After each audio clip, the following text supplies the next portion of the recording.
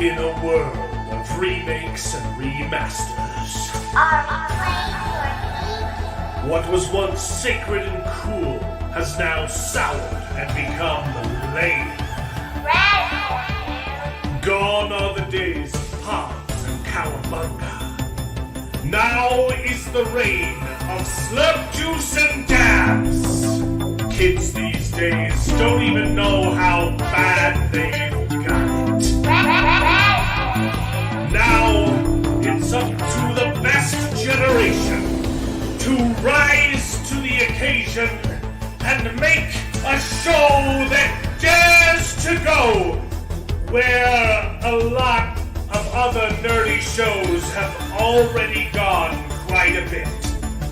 That's right. They're going to talk about it a lot.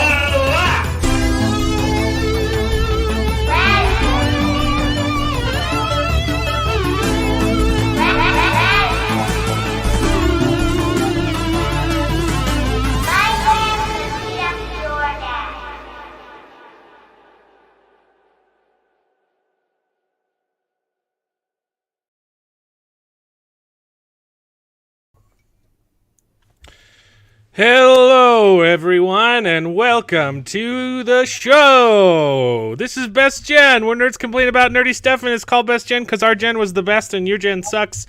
And we're here to complain about movies and stuff and talk about good stuff. It's a good week today.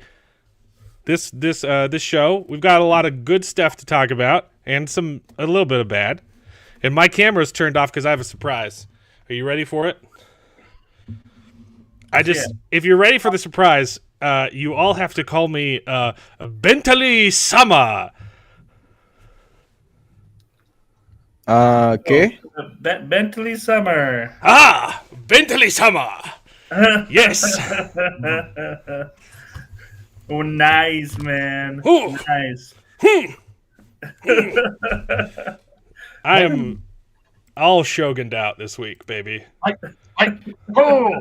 You look literally like one of those kids from that movie from the Ninja Kids movie, where the kids were ninjas. The Ninja Yeah, Kids? you look like one Spy of them Kids? grown up, like, you know. What Ninja Kids movie? There were a lot of Ninja Kids movie in the 90s, you know, those B movies that had ninjas on them, and there was the Three Ninjas. It was called Three Ninjas. Are you talking about Beverly Hills Ninja? Are you No. saying I look like Chris Farley? No. But Chris Farley was pulling though in that movie. Chris Farley so was good. pulling. Yeah. The one I'm kind of thinking of is it reminds me of that first Power Rangers movie where they get That's the what I was thinking. samurai looking. How about I remind you of Shogun? That's what it's supposed to be. I thought you Bentley were Sama. doing like Daniel San like cosplay or something. You're just naming a bunch of white people. Look, I want to get immersed in Shogun. He's Mexican. Come on now. I mean, technically. I had white male blindness. Is that their term? Is that You want to know the secret to my cosplay? These are just pants. Yep, that sounds about right. Oh, that's pretty clever. It's solid. That's pretty clever, actually. And this I one's thought it pinned. was like a kimono, like actually kimono. You bamboozle me. I love that And one. this is a tie. Here we go. Wait, are those pair of I pants? thought it was like a Daniel Yes, San. I just said this is a pair of pants. That's awesome, dude. It's two pairs. That's awesome. That's great. We get to talk about Shogun this week, and I loved it. Invincible is over, but Bearded said he might be watching a bunch of it, so we might talk about Invincible again. Yeah, I didn't end up catching up on that, but I did catch. Okay, so we're not going to talk about it then. Yeah. You I what? did catch the first episode of Fallout. So just And the one. Amazon. I don't understand. I don't understand Amazon. Do not stand. Don't stand up. Yeah, because his pants are around his neck, not even around his ankles. I mean, Well, I got two pairs, so I've got the underpair. I should have worn a different color shirt so you could actually see. I can see that all I right. mean, you good. you Yeah, have yeah. 3 pairs, right? Like, you have 3 pairs on, right? I'm wearing 2 pairs of pants.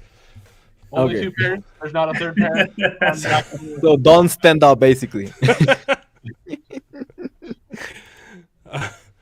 What? I do not understand the binge model. It makes no sense to me.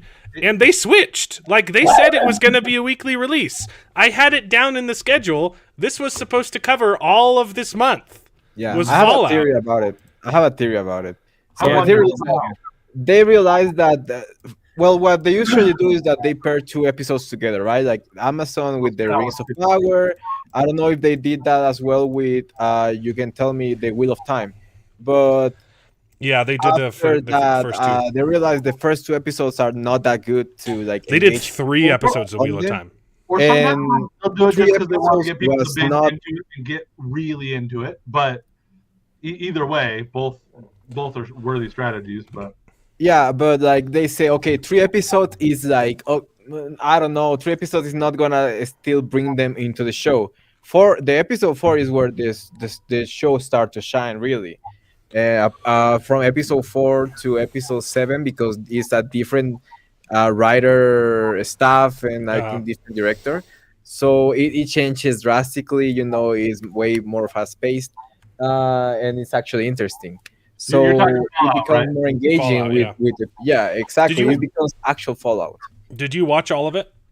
No. Like I watch a lot of reviews and I watch episode 1.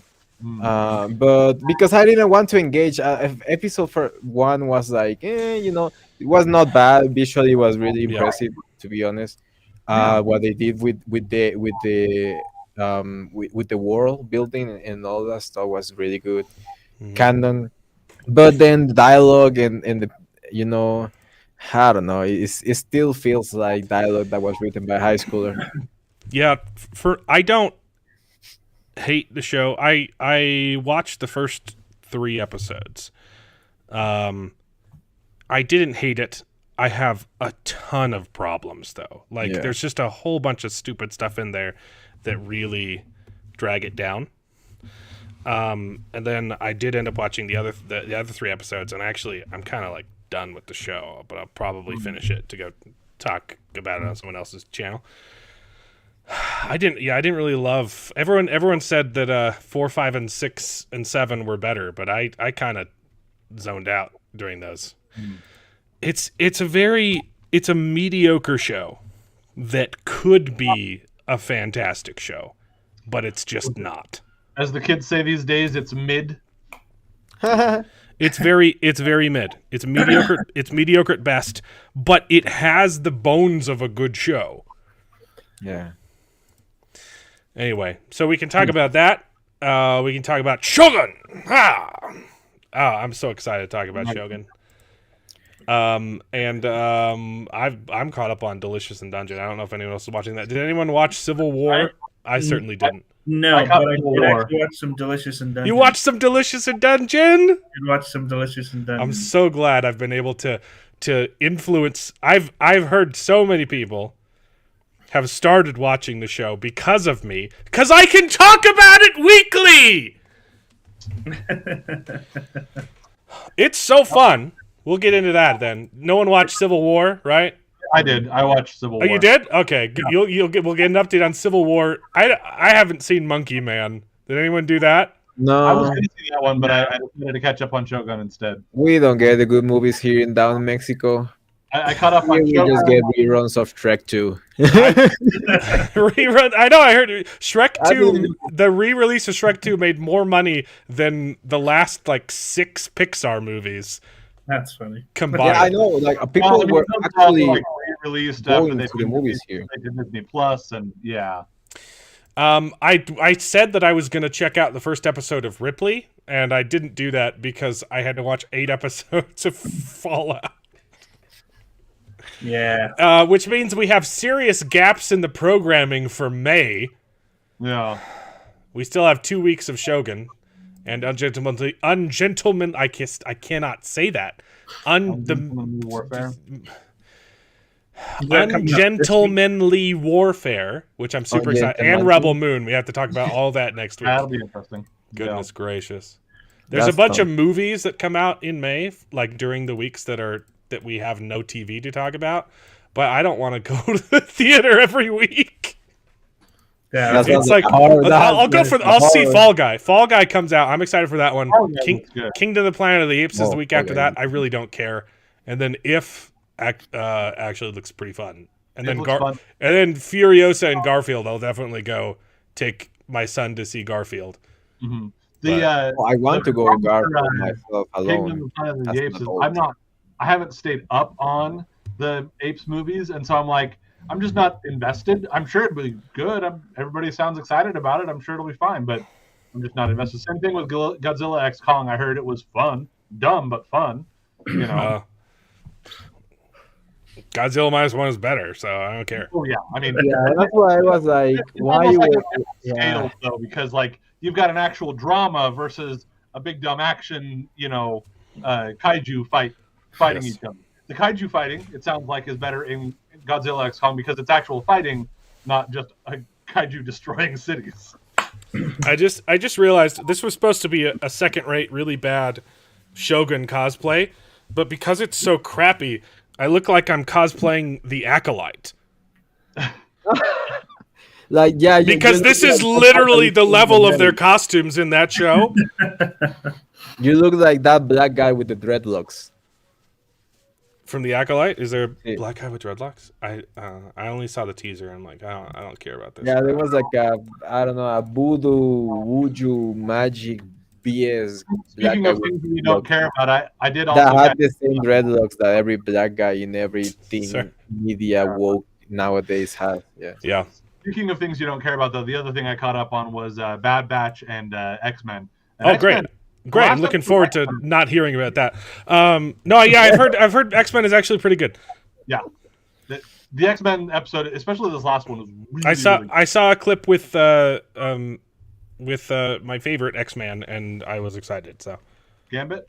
Gambit, baby. Oh yeah, this is all about Gambit, and it's heartbreaking, but it's also like, oh, he gets. He's a- he's some the mo- best. He's the Right. best X-Man, Oh, and no one knows it. I always loved him too. I always thought he was the coolest, but yeah, he's. Yeah, all I seen about Gambit is the really bad Gambit on that movie Wolverine, where he just throws magic cards and that's it. All he does, all he does is throwing magic cards. Okay, no, that's not what he does. Okay, You need to Gambit. watch Okay. Gambit has the power to energize anything he touches. kinetically charge. He can charge it with energy, so much so that it will explode. Now, he does use Cards, primarily. playing cards because it's convenient, because he can throw them and explode people. But he's the only X-Man that can take on Wolverine.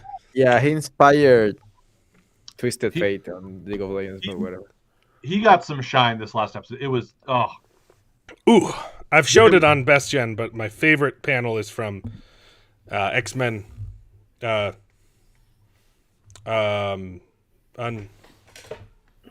Ultimate X-Men, where Wolverine and Gambit fight, and he grabs Wolverine's claws and starts charging him up from the inside, and he's gonna explode him from the inside out. It's the best. there's a clip in one of the trailers where you see Gambit jump on Wolverine's back and then charge his claws as he runs in. Oh, that's to hot. swipe. That was a. Oh, I might have to check out X-Man 69. right? I'd say at the very least this last episode, because this last episode, it's so good. Okay. There's so much good Gambit stuff that they play around with in this one. Mark Clark is asking the real questions. Where's David? Like I said, it's been a great week. I was trying to pick out There's been some good TV to watch. I got to spend a lot of time with family, and David got stranded in Wyoming, baby. What? His car broke down on the road. They went to go see the solar eclipse, and they did a bunch of camping, and they broke down 3.5 hours away from their house. So he got stranded in Wyoming, and I drove 7 hours to go pick them up last night. So What a good brother. Wow.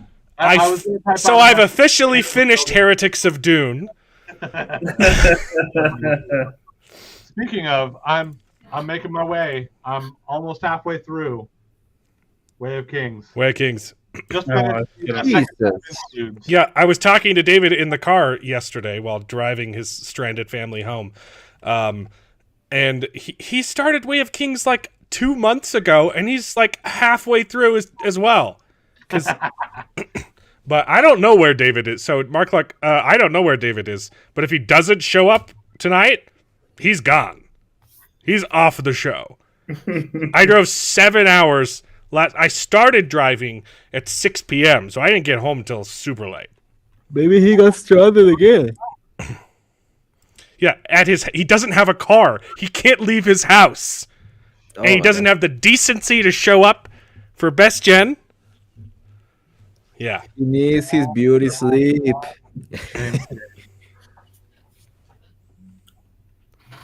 Yeah, I couldn't do a couple more. I'm sorry. I should have left David on the side of the road to go visit Mark Clark in Montana. Mm-hmm. Obviously, And Come there on, you Coyote's there. one channel member. Oh, bears. Which trailer were you talking about? The trailer for I don't know. We mentioned like 8 things. So I think they talked about. He was talking about X-Men. I Might think. have been for X-Men. The trailer looked okay. It looked fine. Mhm. That was one of the standouts. Was that scene of yeah. Gambit hopping on Wolverine's back? And It trying to get seems off. like it's another case of of people behind the scenes who really had nothing to do with the decision making, ruining the marketing. for a show before it comes out by saying, "Oh, the first episode we're making fun of people who voted for Trump because they're idiots," and then other people came out after that and they're like, "That's we're just making a comic book show." So Yeah. And it that's the thing is there's the perspective of people about Trump supporters is you can see that's kind of, but really for the most part it's not there. There's nothing in there about that Right. at all. It's really not. So He was more about. Yeah, I don't know. He was like the guy was, like an individualist. I guess yeah. that was one of my problems with Fallout as well. Like randomly in episode 6, like the entire episode is dedicated to saying communism is great. And I'm like, you guys are so stupid. Yeah. They're like, oh, capitalism is bad and communism is fantastic. And you're like, yes, but the bad stuff you're describing is not capitalism. And that's what bothers me so much. Let's get on a political rant, okay?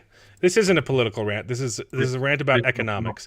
When people complain about late stage capitalism and complain about the state of the United States right now, that's not capitalism. We have not had free market capitalism for a long time. Okay? Free market capitalism regulates itself, and when businesses fail, they fail. And when they succeed, they succeed. There is no economic system that has raised more people out of poverty than pure capitalism.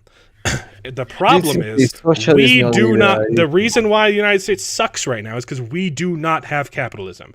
You have the government sticking its finger on the scale and making things unfair, making it literally impossible for small businesses to compete with big businesses that are, quote, too big to fail.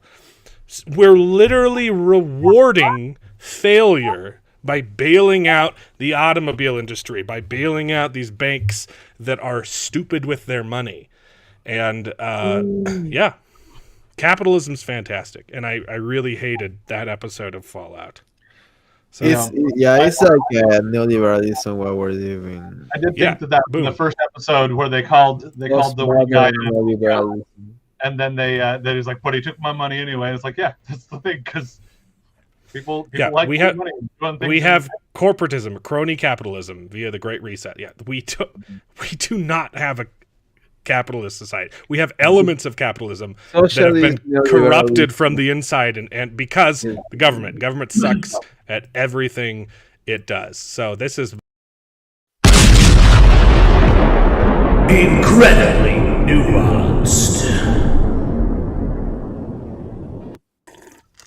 Haven't been able to use that stinger in a long time. I usually just forget that I have it. Yep. You used to have a show you did that was all about that. That was small talk. That was Or was it, oh, okay. I was just thinking you had a whole segment here that you were going to do for that. That's- segment. I keep making stingers for things and then never using them. Hey, I keep teasing a YouTube channel that I've done nothing on, and David has Shelf Help Gaming that nothing happens on. So You know, my favorite stinger though, Jared. This was my favorite. Congratulations!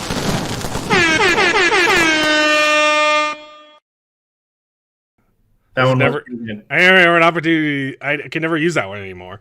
I have something in my eye. Sorry, guys. congratulations. Oh wait, sorry, no, that's not. Never mind. All right, so what are we talking about first?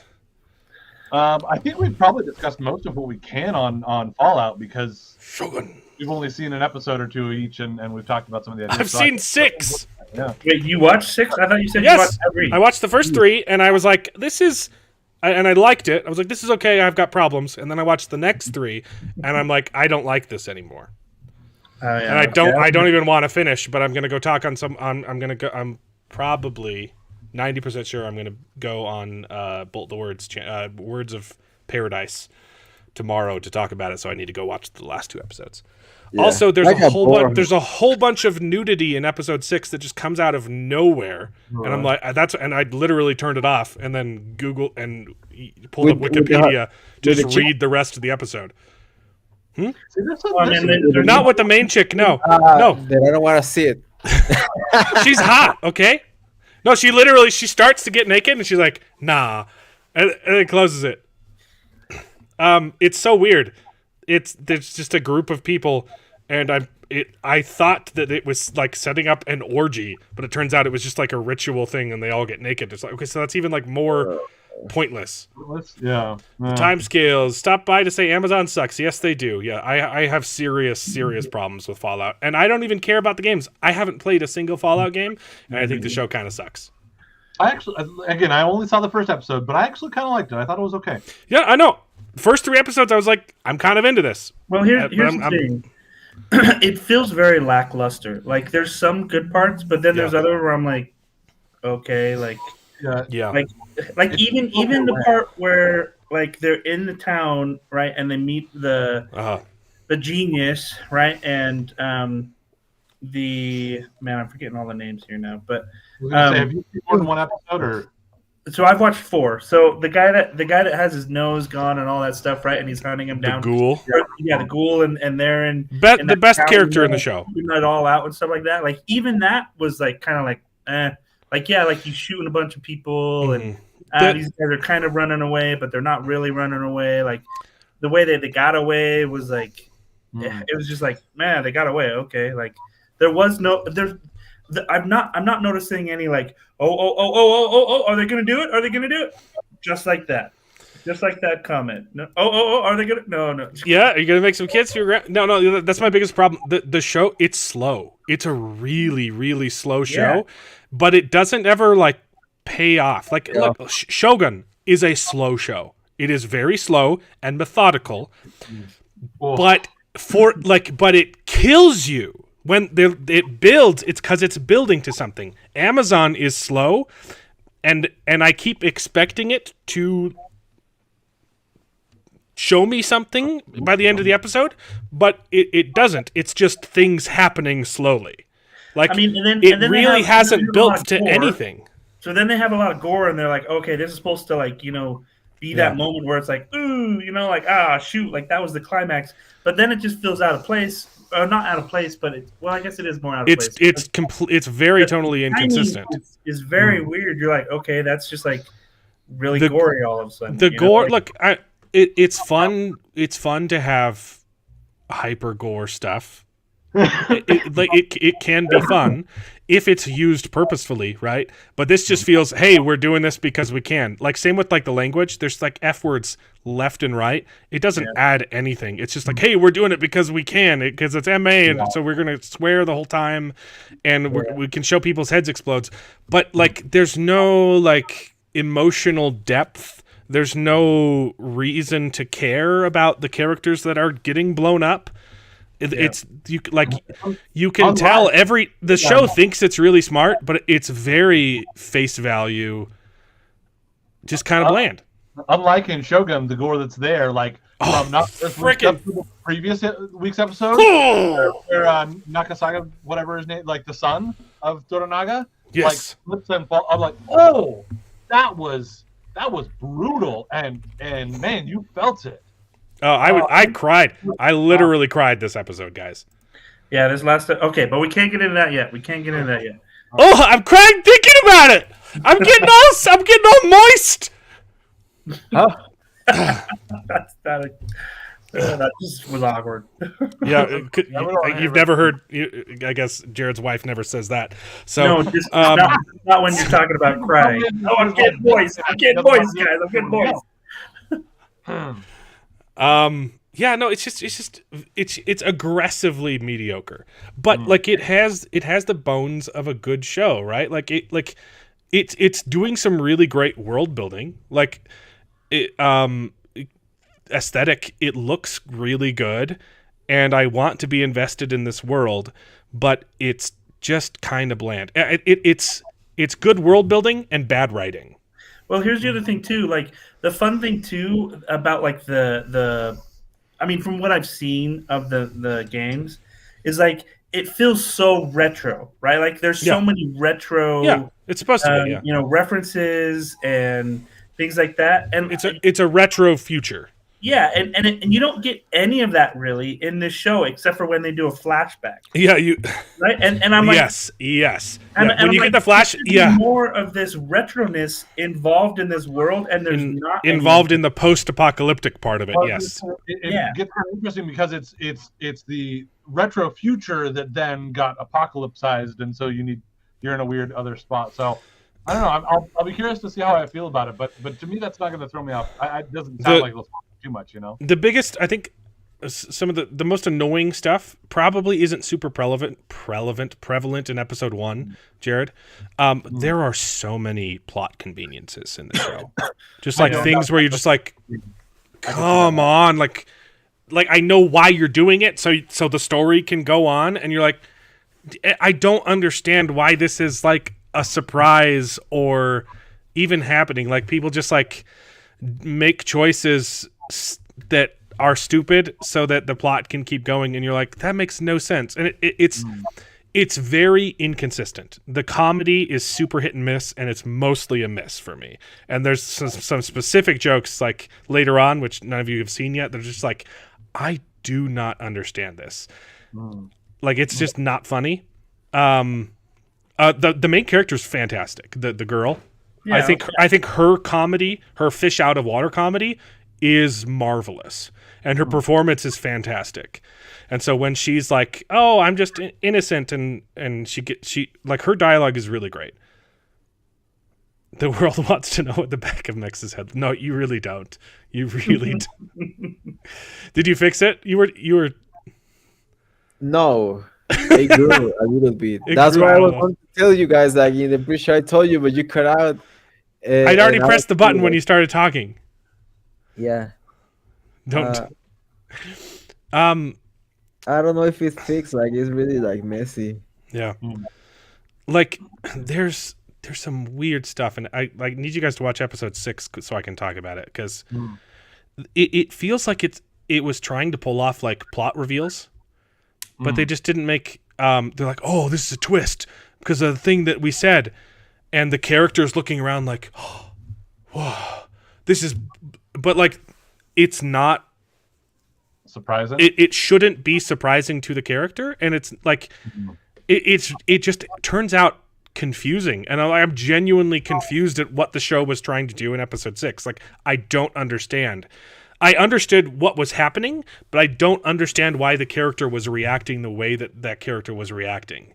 And I was like, yeah, like, we got this. You already saw that they show you the twist, and then 20 minutes later, they tell you about it, and she's like, oh, this is the twist. You're like, but you literally already knew that happened. I don't get it. It's dumb. Yeah. Yeah, it hasn't been great. It hasn't been horrible, but it hasn't been great. Like the episodes I've watched, I'm like, okay, yeah, there's a lot of gore, there's a lot of swear words.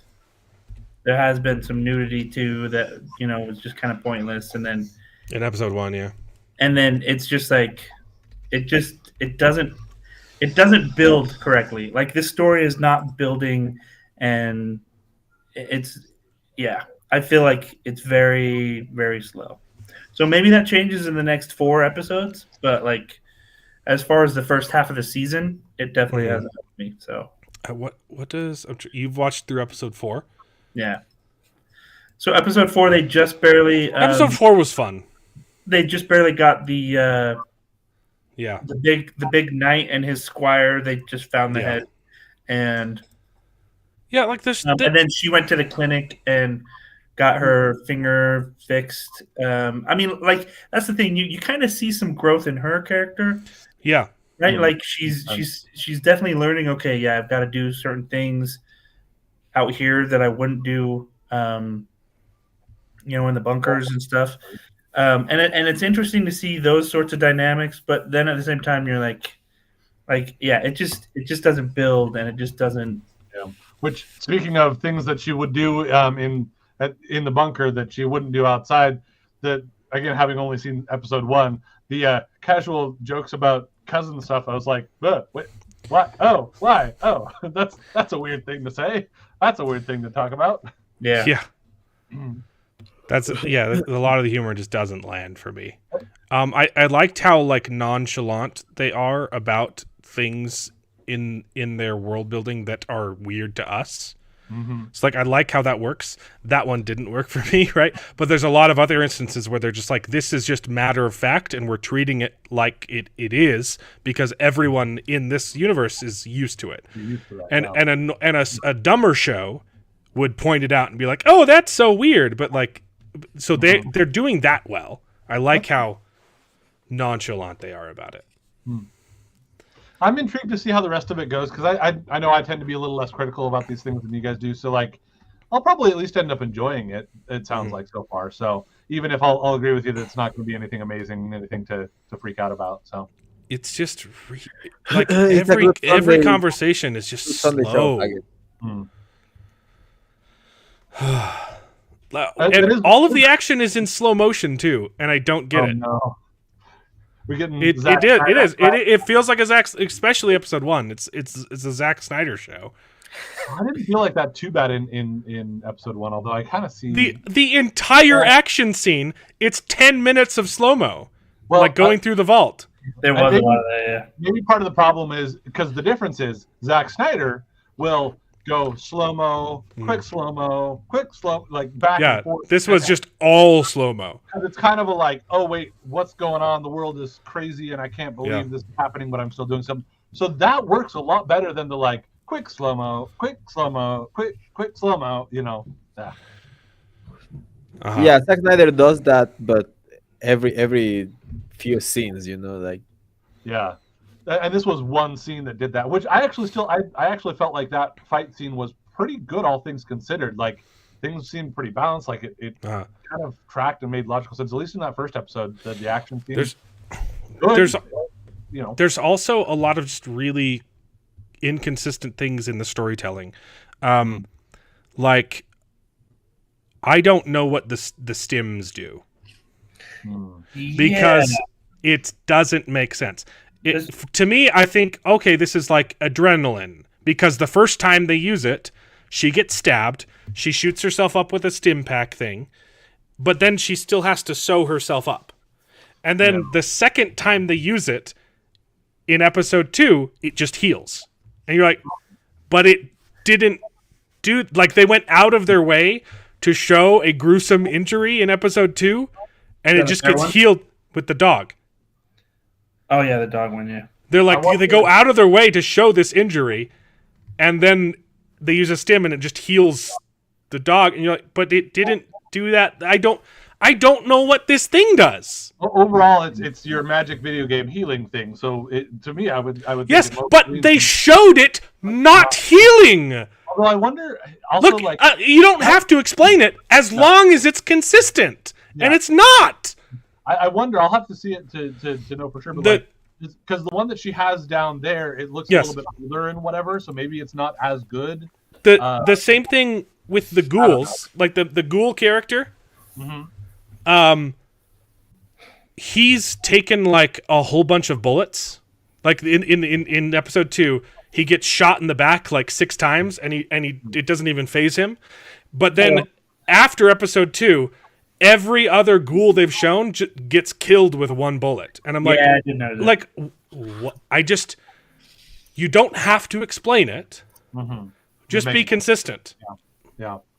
And a little bit to maybe what Orange might be talking about in the chat there. Honestly, it's like if it was a great show, then we wouldn't be having a problem. And because it's mid, it's like these things that stand out. And they're not enough to make us hate the show. No, I don't hate the show. It could have been better, and these are things that could have made it better. So not like we're acknowledging this is a little nitpicking. But that's what we do here. We nitpick. Yeah. Yeah, I think we're getting a lot of people just for the Amazon who maybe haven't seen the show before. Yeah, I complain about things that I like. Okay. Yeah. Because and that's the thing with this show. Like, this could be a really good show. I want to like it more than I do. Yeah, but it has problems. It wasn't great. These things stand out more because that's all we get is the like, it was okay, and then here's these bad things. If there were some highs in there, these bad things would be like, yeah, it has highs. It has highs. Cool. No, like I love the main character. I think she's fantastic, and I love the fish out of water. I think and the ghoul is wonderful. And when you get into his backstory, it's very interesting.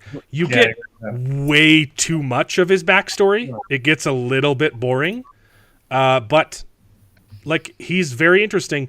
The other guy, the Brotherhood of Iron or Steel, Brotherhood of Steel. Yeah. He's kind of a wet blanket. He doesn't really have a person. What they've showed of him, I enjoy, but like I don't really get his character yet. I kind of feel that already coming out of episode 1. He's a little too, for lack of a better term, white bread. He's white bread. He's pumpernickel bread. Anyway. Yeah. It's fine. It's fine. So. David, did you get to watch any of it? I did not. Did you get any reception out there? While you were just sitting there on the side of the road waiting for your brother to pick you up? Really shared that story, huh? The eclipse didn't give you good reception of that? Nope. Total blackout. You saw directly into the sun and you went blind, so you had to like stop in the middle like, I'm blind. David, just so that you know, for the entirety of the episode, you do have to refer to me as Bentley Sama. Nice. Say it. Bentley Sama. Thank you. Okay. I was gonna say, so you can be my Hatamoto. No. I don't know what that is, but that's hilarious. I love how they grunt. I was gonna say there's a lot of grunting. It's just in the subtitles. Grunt. We need to make grunting. Yes. I mean that's bad for the throat, but is that like cultural, or they're just like too badass? They don't show emotion, I guess, but or they all just have throat cancer and they don't know. Too much smoking. Or tea. Tea will also get you some throat cancer from the burns sometimes. That's why we're cautioned against hot drinks. I mean, I had to knock on wood probably because that's what I'm getting. Not gonna lie. Oh, he's showing the back of his head. Oh no! We all saw it. Anyway, all over again. Yeah, I mean, if you want to know my like in-depth thoughts, I'll be on Words of Paradise tomorrow talking about the whole series. So They dropped it all at once, right? they messed everything up. Yeah. So we have gaps in the programming for May. So if you guys have suggestions of something you want us to watch, maybe we'll do that. And I wonder too, because to your point before about the fact that it's not bad. It's a mid show. No, it makes sense when it's like this is kind of a bad show, like Echo. They switched that to the dump because they're like, hey, we don't want this to progress and get worse and worse. Talk about it. Right. So I don't think it would get worse and worse. Talk about but like it. episode 1 is a pretty good setup. Yeah. Like that would have gotten a lot of people to come back for the next week. I mean, the way it opens was great. Like, yeah, it's literally great. When the explosions go off, I was like, Besides the fact that everyone would be blind. My thumb or Okay. yours. That was a good. That was a good bit that kid did. She did great with that. Yeah, I didn't think she was the best actor, but he was doing pretty good now. But that one bit was good. Yeah, if nothing else. Yeah. Yeah. So I kind of want this to get a season 2 and to make it. If they make it better, it can be a good show. That's why it just is so confusing that they decided to drop it, because you drop it when you either don't believe in it or your Netflix. That's always pretty much all you've ever done, Right. except for in a few weird cases where they just don't care about it or something like that. So like Amazon's done week to week. They know week to week generally helps them. So Yeah. I don't know. Yeah. It They have was no a hope. very weird choice. Yeah. They had no hope for the show. Like, let's be real. Like, they say video game, that's jockey, that's nerdy. Nobody gonna watch a video game, and it's gonna probably like. I think it's gonna be like Rings of Power season 8 levels of Yeah. of Yeah, people. the show isn't nihilistic. It's Episode trying to balance like what's the Seems tone? to me like it understands the fact that there will be a lot of people in this world that will have a very nihilistic outlook. Yeah. And it understands that and wants to help you understand why they feel that way, but Well, it may not yeah. have that. That's why the main character works so well, right? Like I think it's an optimistic character in a nihilistic world, and that works. Yeah. Where the show doesn't like it's very tonally inconsistent, like especially in the later episodes, like it tries to go for shock value, and then it has the Marvel problem where it's like, we want you to feel sad, and we're gonna crack a joke, and you're like, just like sometimes you got to pick a lane, Yeah. So and that's a really hard thing to balance. I don't think it works for me super well. But yeah. Well, we'll see. I'm actually kind of intrigued, even with the mid review coming from you guys. I still think I'm going to end up mostly enjoying it. So Like okay. well, don't. In episode 6, this makes no sense to me. The black guy, what's his name? Titus? No, that he's pretending to be Titus. Thaddeus? isn't it Maximus? Maximus. Who's Thaddeus? Oh, I'm reading ahead. That's I in remember episode they have some weird names. Yeah, weird Thaddeus names like is someone. Lucy.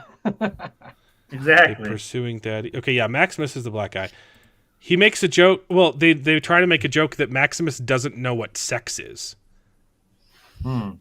Like, and they talk about his member, his pee-pee.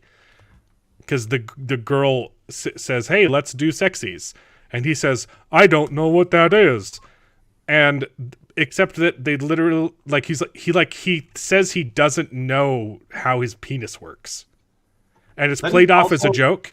But they literally show a guy masturbating in episode 1. Yeah, that was another weird spot where I was like, okay. I mean, it was quick enough that I'm like, all right, we moved past it, whatever.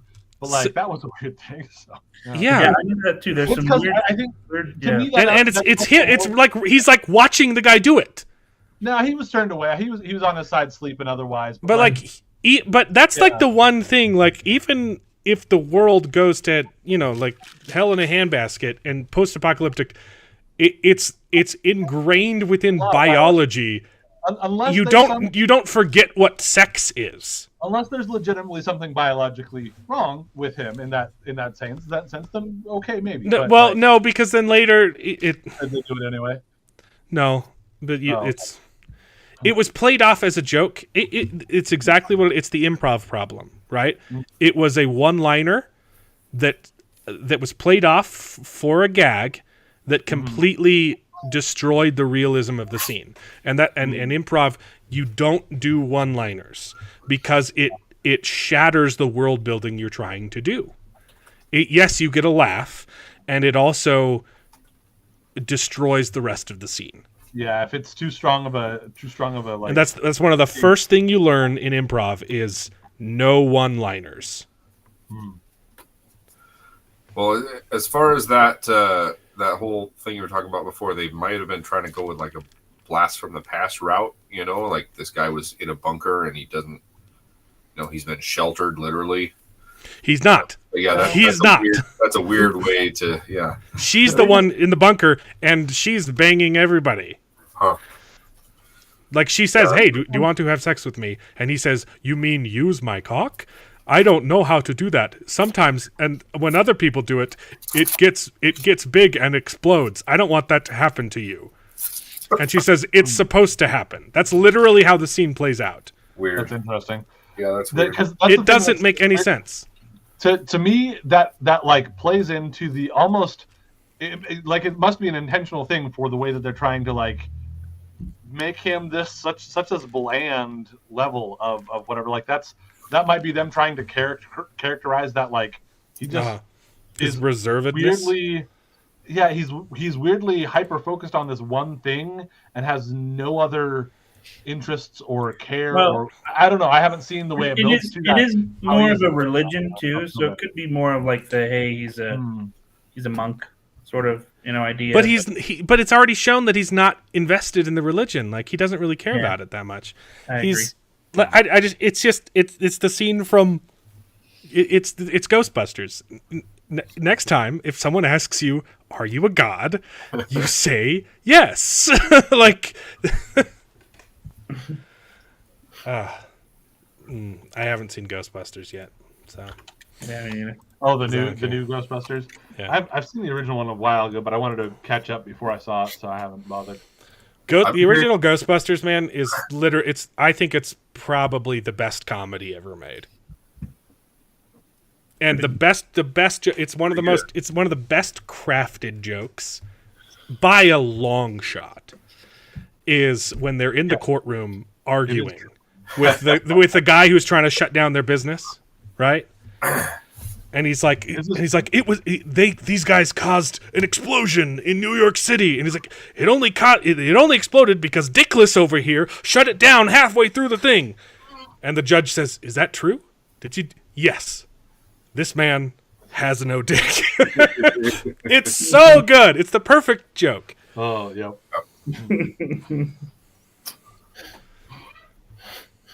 Anyway, I'm done talking about Fallout.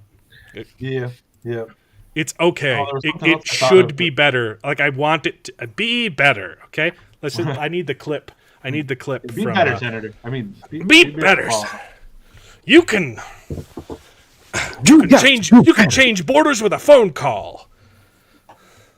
You can feed 1 million people with an email and $10 million. But sure.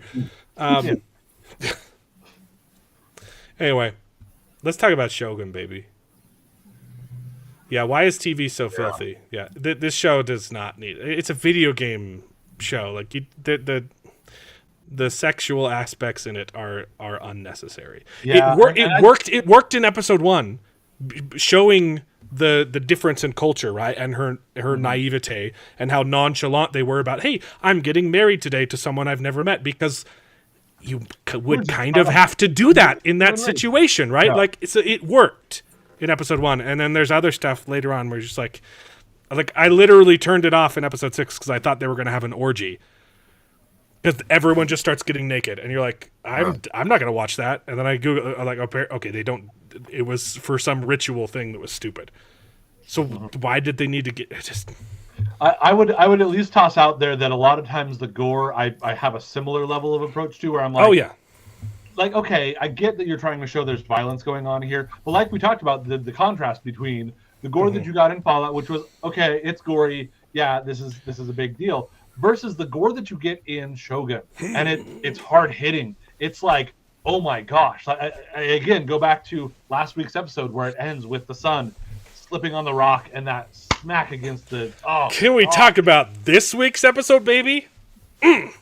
Yeah, and that's another great use of the gore, because you saw him pulling that knife. Well, guys, I need to get out because I'm like.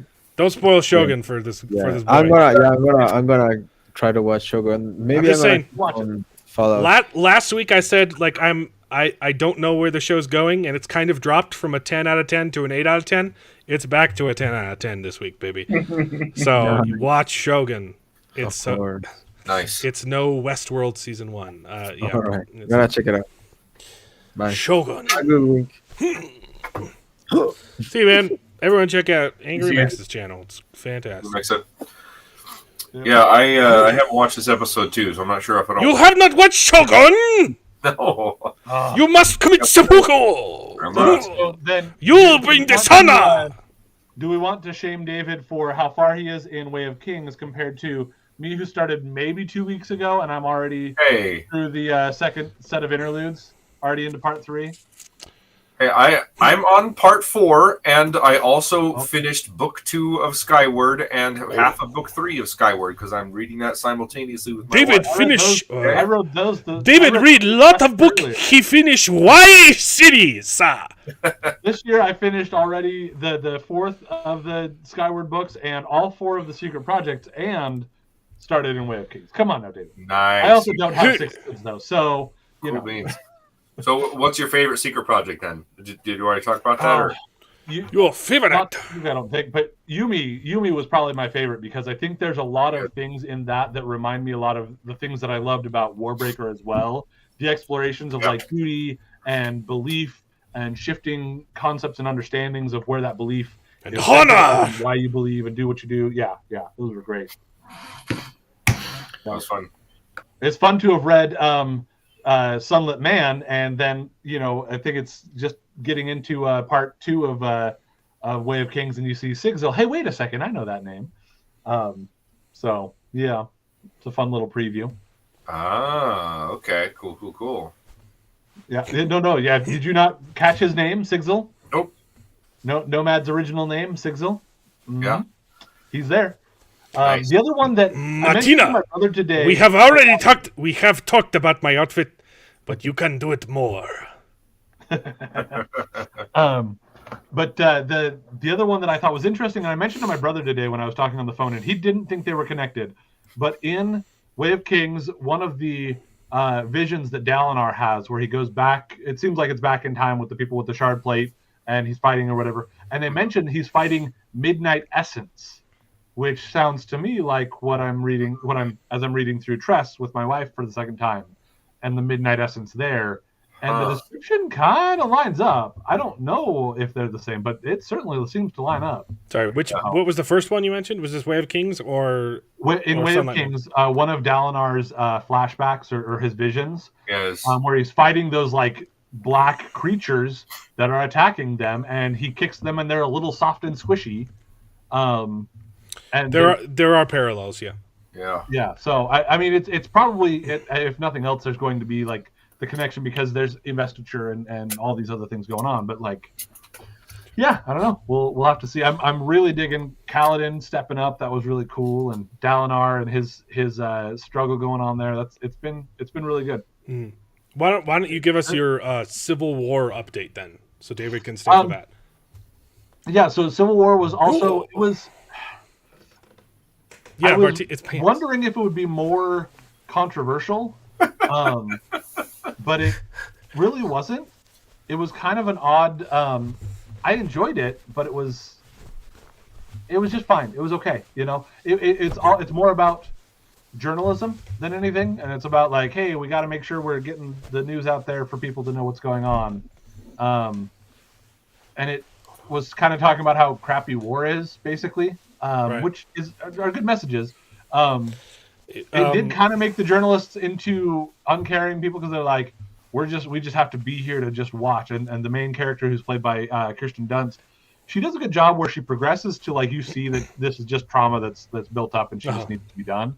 But, like, she's kind of just like, I don't care about all the terrible stuff happening. I just need to document it. And it was, she ends up performing well enough that it makes you kind of care enough, but you almost for a little while start feeling like, wow, you're just like a psychopath, that you're just not caring. You know, you're so checked out.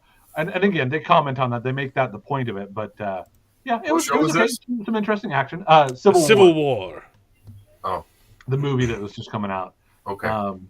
So yeah, didn't really have any major political. Or as I like to call it, Shogun America. The other thing that David missed, that I will at least tell him, because I've been trying to get Tex-Mex on this here, Alan, on this, is at least the latest episode of X-Men was choice. It was very, very good. So definitely check that out. So yeah, I don't know. I don't like a single thing that creators have said about the show and what they're doing with it. So, and really, I don't know what most people have been saying about it from creators outside of it or whatever, but like, I haven't seen really much of anything that was too crazy. David, it might be another Andor case where maybe, yeah. these people are just saying, they're talking out of their butts. Because one of the other creators came out and said that no, we weren't making fun of Trump, MAGA people. Well, it's not just that, you know, they're doing this whole thing with Morph. Yeah, that's barely a thing. At least hasn't been so far. Like, he's just there. They do nothing with it besides he's there. That's it. Mm-hmm. All right. Yeah. There's been some good news, though. There's good news, and I forgot to get this ready.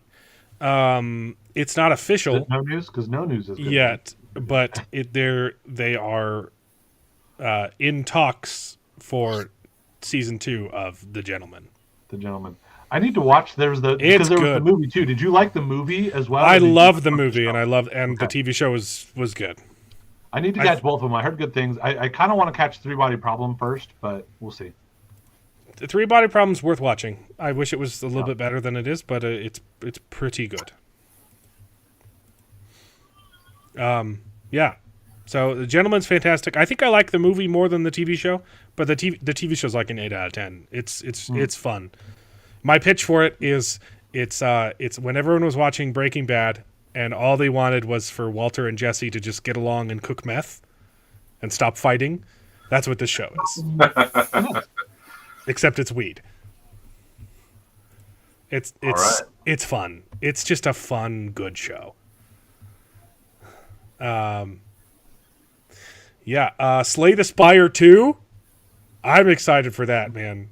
That's probably my most played game in the last couple years, because I can just pull it up and do one run and then get back to work.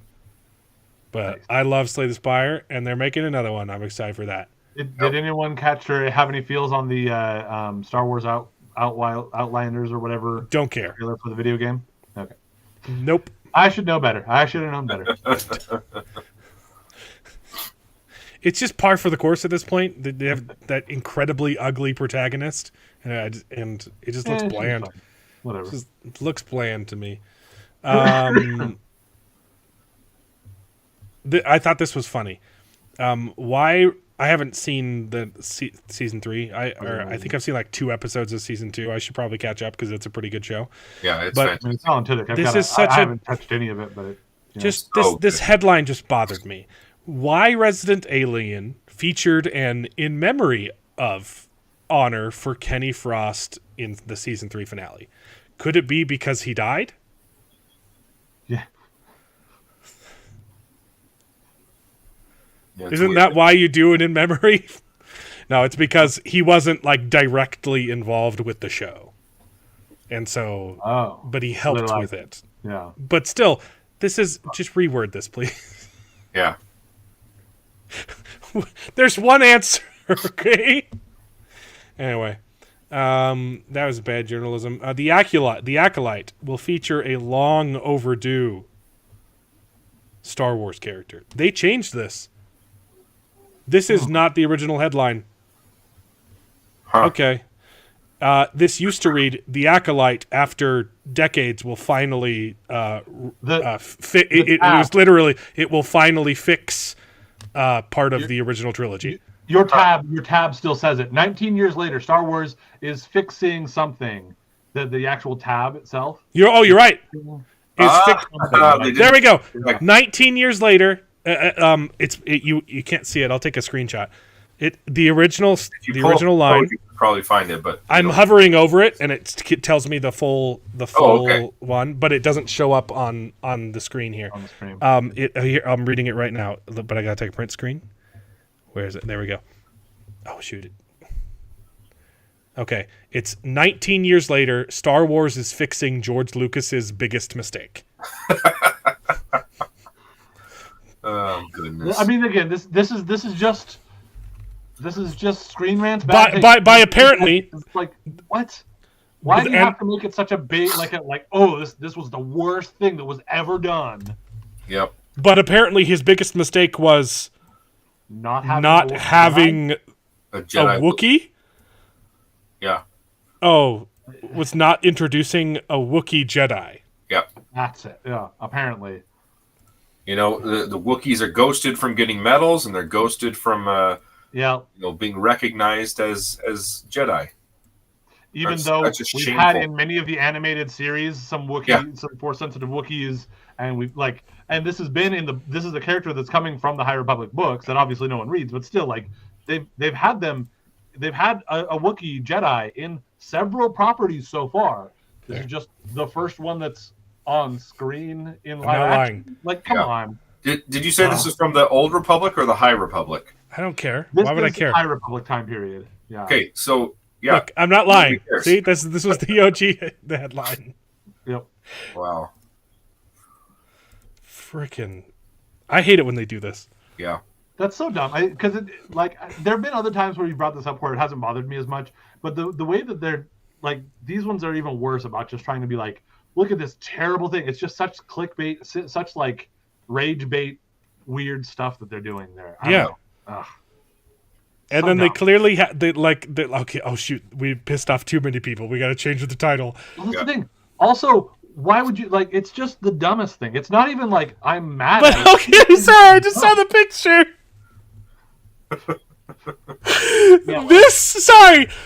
This fix just so you know, for context, this picture fixes George Lucas's biggest mistake.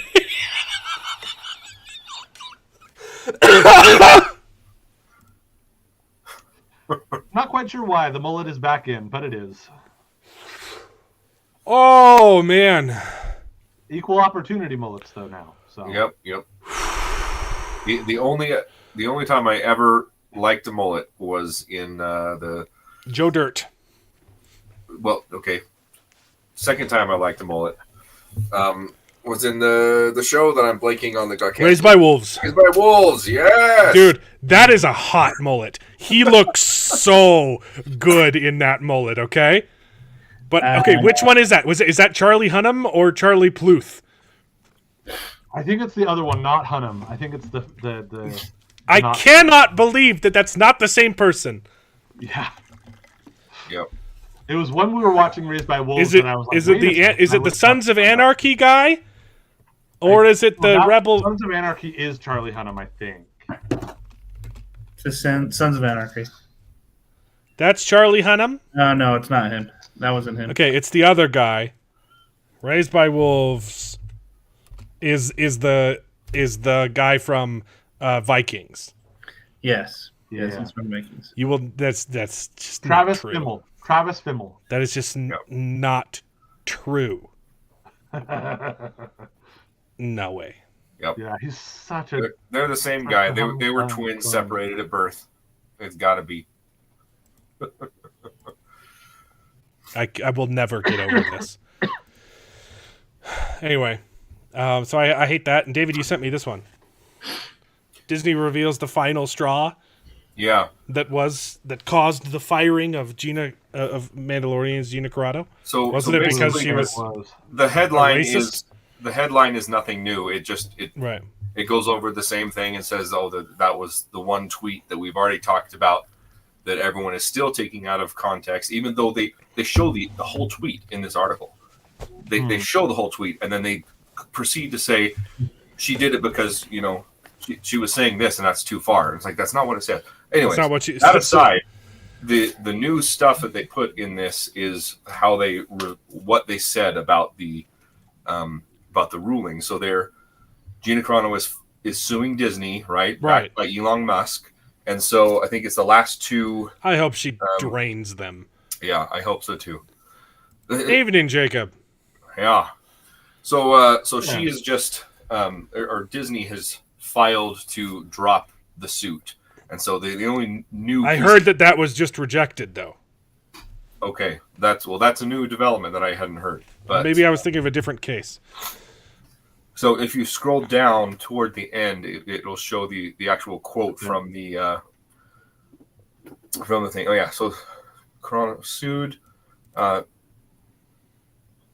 Yeah, so it's those last that paragraph that you're on and the next paragraph. That's what their lawyer said, and it's just such crap. State law cannot force entities that do create speech products to speak through writers or singers or actors whose own speech and public profile could, in the employer's view, compromise the employer's ability to express itself in its own chosen manner. So like what the main star of The Mandalorian said on Twitter? Are we just going to forget about all that? Yeah, that aside.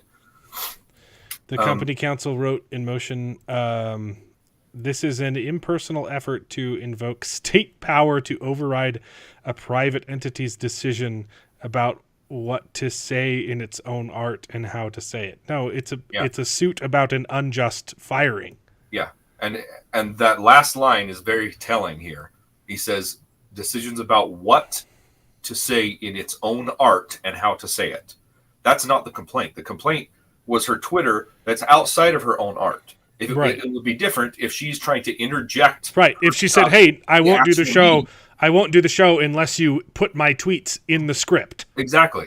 It's completely separate. She's not doing anything to Disney's art, right? She has her own reality view is that's separate from everything else, and it's a free speech thing. Her speech should have been responded to by Disney by saying, "Hey, the views of Gina Carano do not reflect the views of Disney." Exactly. This is literally right. Disney's position. Disney's position here is literally Hollywood blacklisting that took place under communism. That's exactly what they're saying right now. I don't like communists, okay? But they wrote some really good movies. Dalton Trumbo was fantastic, okay? Wrote some really good stuff. And I disagree with pretty much, I'd say probably 99% of his politics. Yeah. So, anyways, that's the new development. The headline was misleading because that's not new information, but so I'm glad that was rejected because that's a poor excuse. This is her response. Every once in a while, a corporation needs to get straight up kicked in the nuts. The only other thing that I'll even respond to, just kind of from the other side of perspective on it, is kind of what that next thing is. Disney has the right to not want to work with Gina Carano. Sure, right. I'm okay with that. I don't think there's a problem with. As much as I kind of think it was dumb for them to fire her, and I kind of do think that, again, it sucks that some of her stuff was taken out of context and was blown out of proportion. She might have been blowing things a little out of proportion. Again, but it's like, hey, Disney can hire or not hire or keep on with their contract whoever they want to, and it was also it wasn't just her firing though. It was a public execution is what it was. Yeah, and I believe she's also suing them for not for slander. Or what's that's slander spoken. Libel. I believe libel is also part of her suit because they straight up lied about her. Yeah. See, and yes. Into this, but it's like, if there's those problems going on, then absolutely kick them in the nuts. Do what you need to do. I do think it was kind of dumb. She was doing fine and she was doing great, and all you needed to do was say the views and opinions expressed by Gina Carano are not reflective of the views and opinions of everyone at Disney. Boom, done. You're out of there. I wish that would happen more. Yeah. Yep. on both sides too. You know, I wish that's how they handled Jonathan Majors, right? And Johnny Depp, and you know, like he just got convicted though. Yeah, I know. Right, I know. But they should have waited for his conviction. Exactly. They should put a statement, say, hey, look, you know, these things that they're accused of, or these things, or the behavior, or their talk, or whatever the hell it was. Right. Say, hey, look, you know, we don't condone that, and we're waiting. They don't need to say that. I don't think they need to say that because everyone knows that. But you would hope that they're not doing that though. So that's. And I will say that with Jonathan Majors, they did withhold a lot of the actual action, at least public action, until he was convicted. Yeah. And then they did the official separation, or at least most of them did. Some of his representation separated and things like that. But like Disney, the other side of that would be Justin Roiland, right, where he's completely exonerated, but he's lost all of his jobs. Yeah. Well, the better example I think was WB with. There was one of the stars in the Flash TV show that had tweets dragged up that came out of nowhere, and they just summarily dismissed him with no even trial. James Gunn. He was just gone. Well, and that happened with James Gunn too. But then you look at Ezra Miller, who's actively kidnapped a child. Yeah, and like verifiable stuff, even beyond that, like the aggressive, like he was breaking into people's houses. He beat the crap out of a woman on camera in Hawaii. Yeah, all these things that are very much more that they said nothing, and the most that they've done is that they've said, "Oh, we're rebooting anyway, so we're just not gonna." Like they have addressed nothing of that. Yeah. Whereas they fired this one dude on a TV show for some slightly tasteless tweets that he had from years ago. That problem has come up way more often than right. The other thing I'll address is to refute your point of Disney has the choice whether or not to work with her. Yes, that is true to an extent. The problem is you can't unjustly fire someone for their political opinion, right? That's what you have to be really careful about. Like if they were starting a TV show and they didn't want I don't think we're the best fit. That's fine, but like she's already involved in the project and she's being fired not for misconduct but for political opinion. Like you literally can't do that.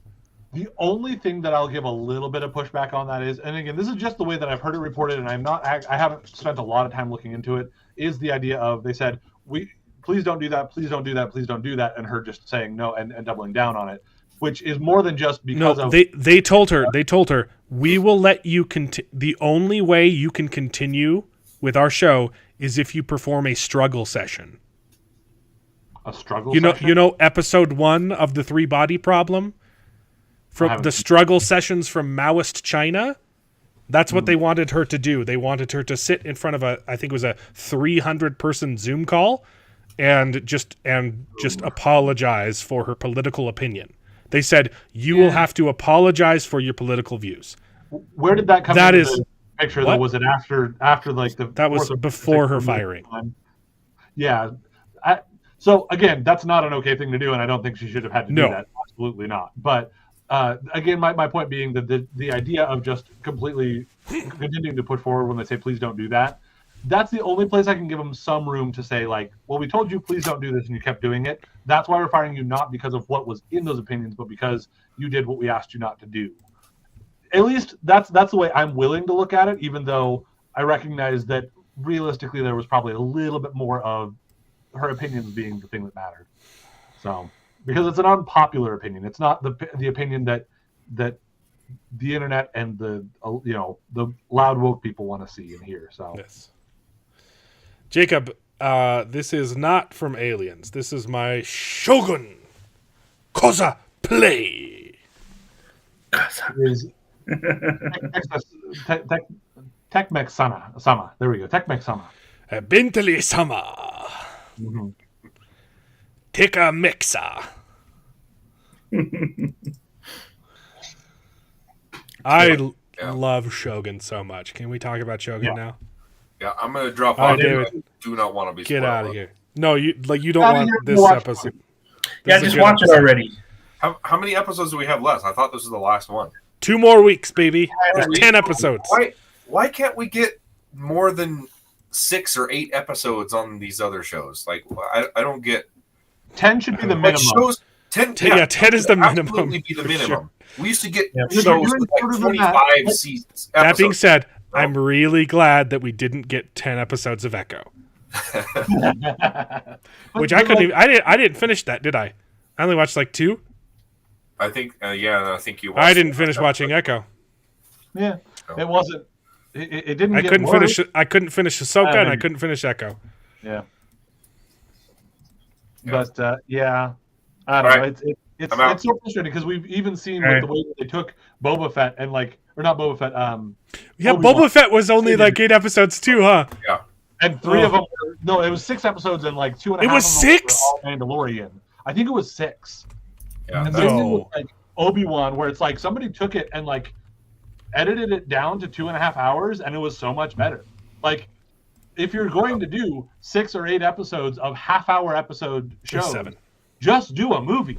Do a made-for-TV or a made-for-streaming movie, sure, but like do a movie. Don't do episodes, especially when you're then. I mean, Disney didn't do this with these shows, but especially when like with Fallout, you're just gonna drop it all at once. It might as well be a freaking movie. Boba Fett was 7 episodes, and the last 3 of them were The Mandalorian season 3. Not the last 3 of them, but yeah. There was like one in the middle, and then 2.5 like episodes last were all. one. It was episode 5 was Return of the Mandalorian, and then episode 7 was just Mandalorian with Boba Fett in it. Yeah. With Boba Fett in it, yeah.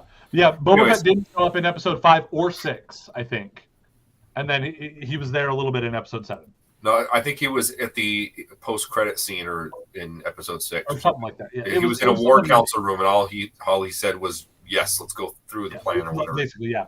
There was like Right. at least a solid 2 of those episodes had nothing to do with him except for a quick scene at most. Yeah. Ridiculous. By the way, bad. Yeah. Bad. Shame on Disney. All right, I'm out. Bye. Right. it out. Shogun. Martina loves Shogun. I do too. Look, Hi. if we Hi. get enough likes, I will also don this cosplay for the Acolyte. Okay.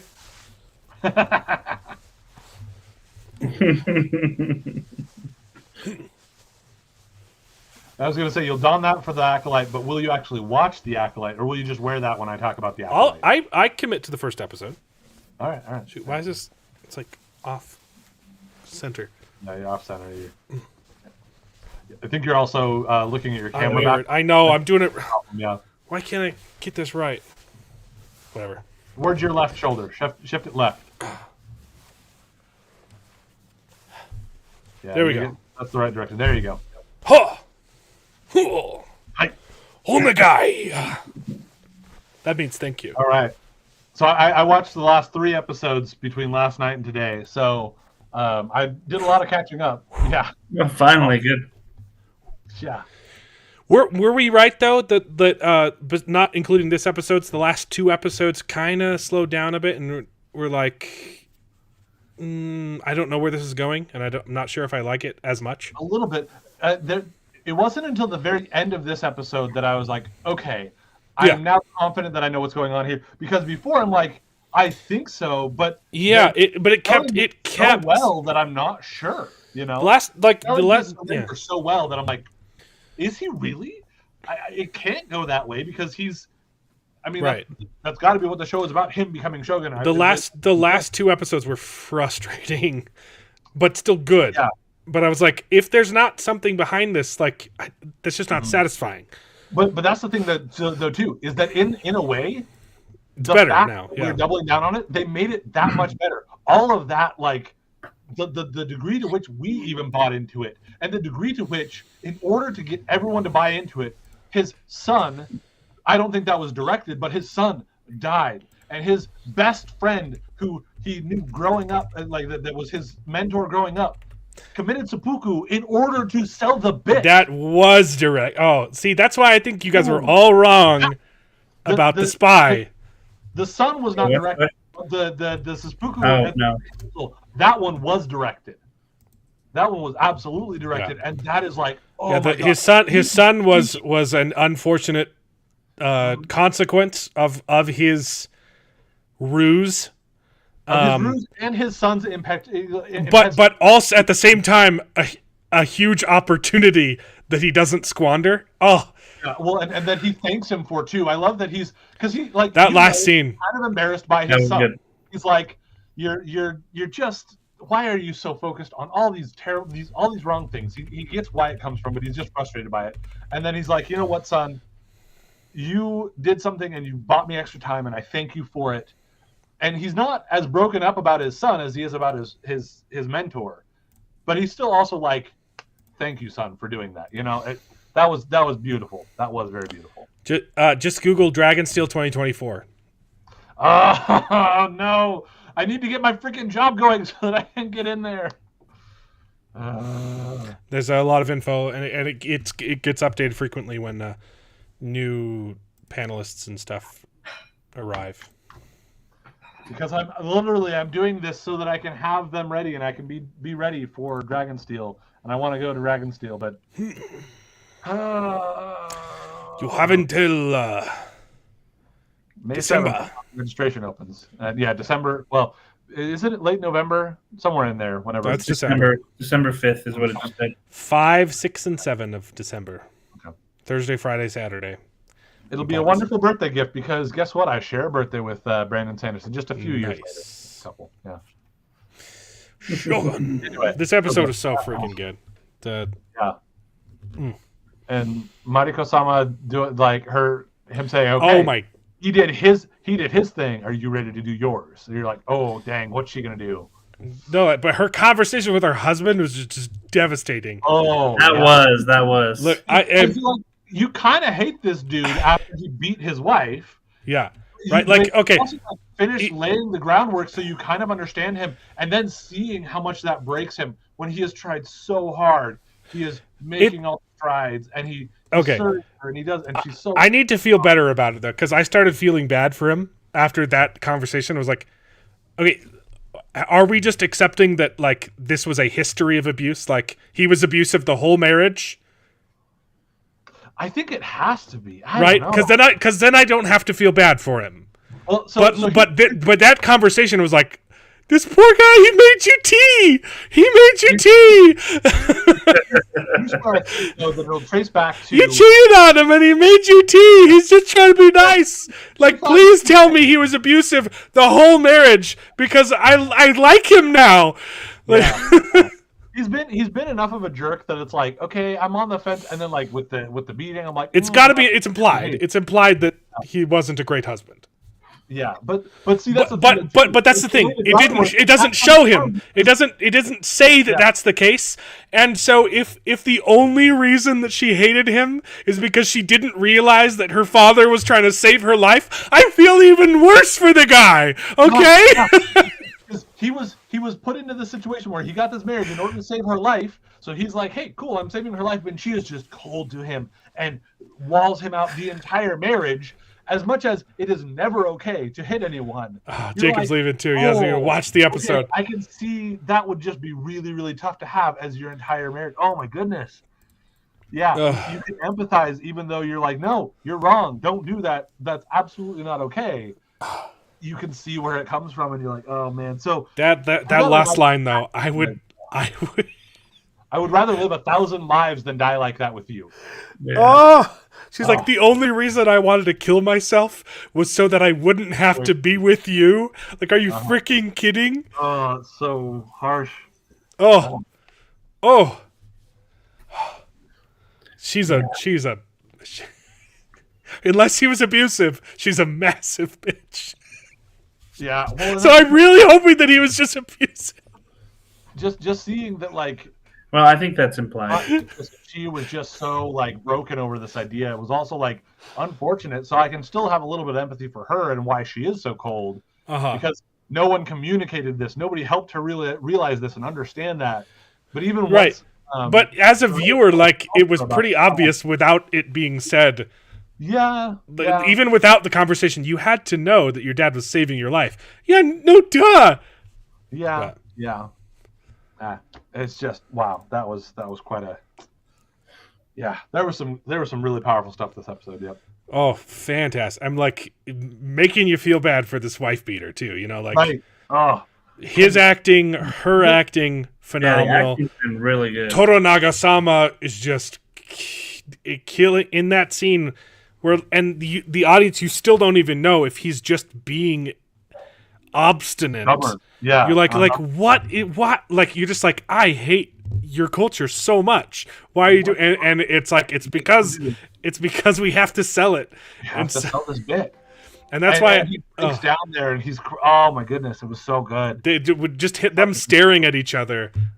Uh-huh. It was absolutely heartbreaking, and that's why you guys were all wrong. I think. No, see, that was not part of his plan. No, the traitor. I'm pretty sure he's. I don't think he told No. No. He didn't tell him the plan, but he asked him to fall on his sword. If he's asking his best friend to fall on his sword, he also asked the gardener. No, see, he's not asking his best friend to fall on his sword. Yes, he did. No, he didn't. That was his act. That was his choice. His friend decided to do that because he felt like that was more important.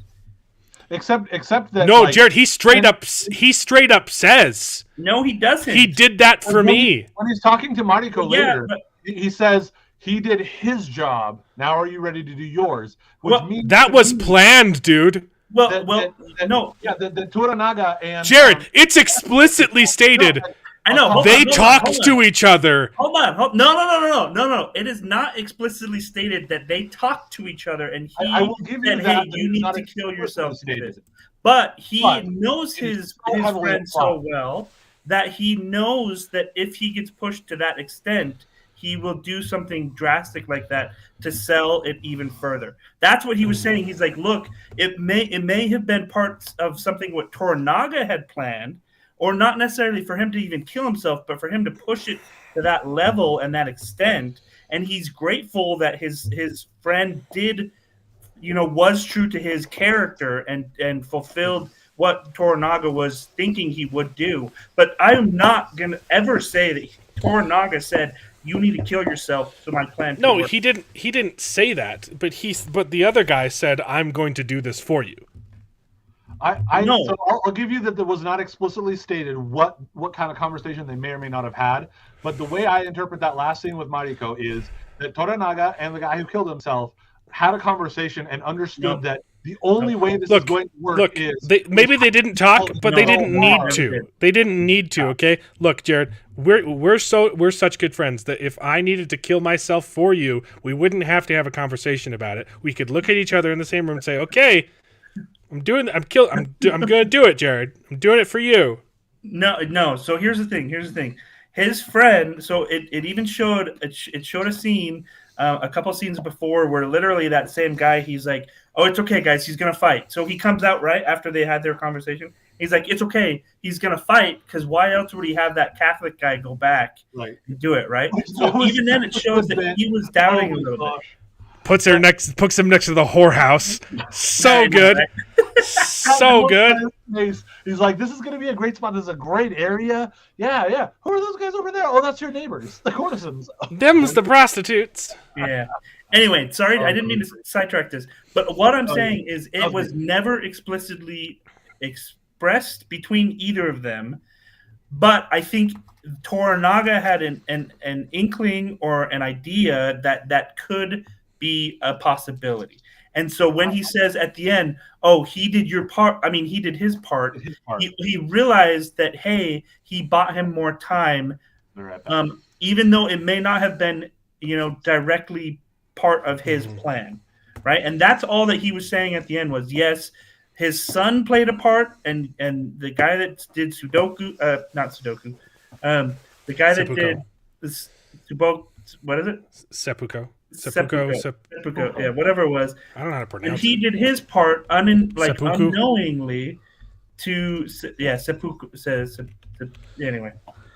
He did his part unknowingly to him to help Toranaga achieve what he needed to do.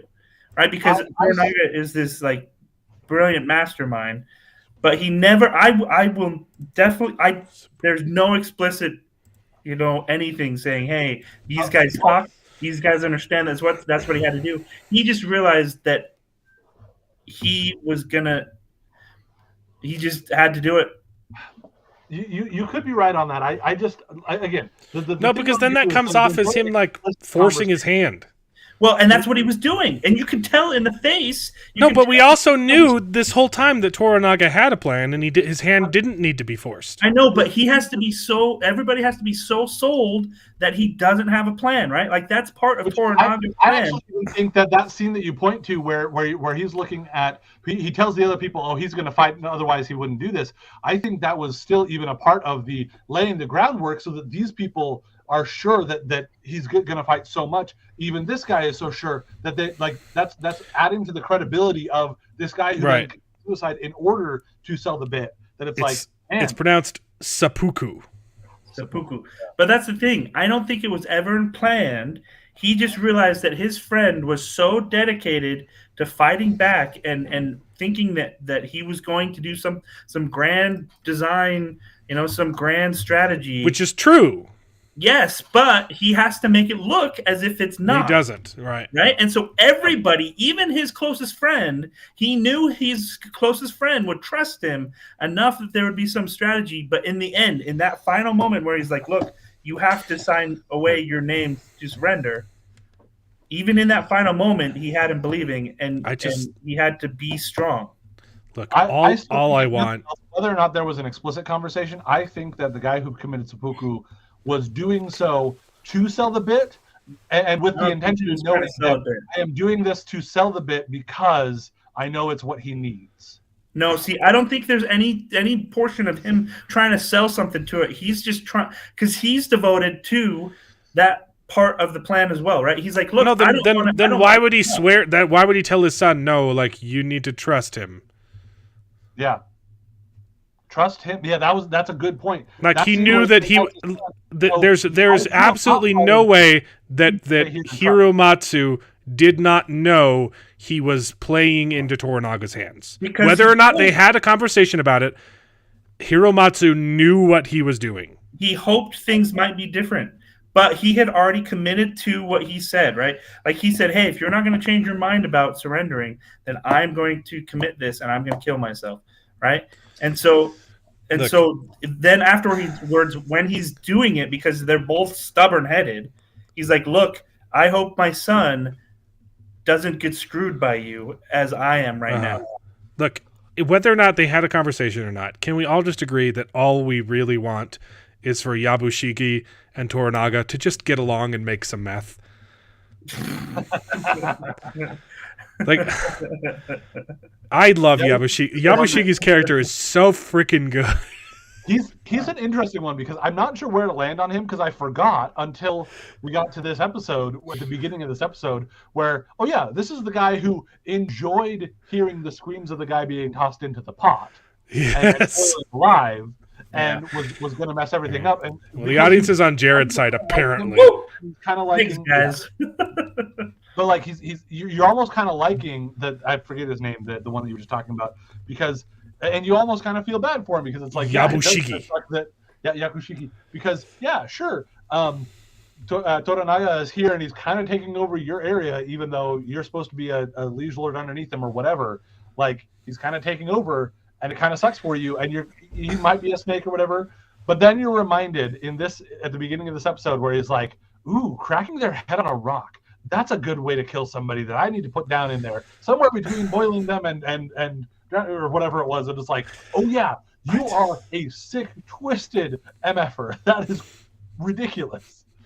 I just don't know how Jared can think that that's how Toranaga he's too much of a mastermind. Like with the conversation with him, where Mariko comes in, Mariko. It's Mariko. I remember. It's Mariko. It's not Latin. It's not Spanish. It's okay that she has a boy gendered ending because it's Japanese. Because it's actually not. And Latin, I'm using my cultural biases into thinking that it should be Marika and not Mariko. When Mariko comes in and he's like, "So has that white dude talked about betraying me yet?" He's like, "Oh yeah, no, that happened last night." The other guy and tried to betray him. Good, go with him, do it. So along those lines, one that I'm not sure about what's going on with is the nephew of the guy that, because on the one hand he was manipulating Toranaga's son. Yeah. Well, now he feels really bad for doing that. And now he feels really bad for doing that, and also for the fact that Toranaga's son is dead. And he's also like, no, we need to stay loyal to, even though he was kind of talking with his uncle about. Did he leave the boat? Because the last thing he said look, good luck. Like I'm not with you on this. But I didn't show him like leave. It's almost like they doubled down on the idea, like, or they had him switch, where at one point in time he was the one betraying Toranaga, but now he's like, no, we need to stay loyal to Toranaga. And so like when because he feels guilty and he should coming to Yoki, whatever he's saying, like, no, we can't, like, he's the one that kind of is shaming him into, no, you have to stay loyal to Toranaga, you know. So I don't know. Maybe it is just that guilt over that's obviously what it. Like he was like at the funeral, he's the only guy like, hey, you know, like. But I think you started to see that even just before that, when they were talking and hanging out in the hot springs, you know. And so I don't know. I'm just not sure what his angle is, where he's landing on this. If he is pro Toranaga or anti Toranaga, you know. This show is just so good. 2 episodes left. Then the next episode's called Crimson Sky. So, right. So we're definitely getting into Crimson Sky. That's actually happening. Yeah.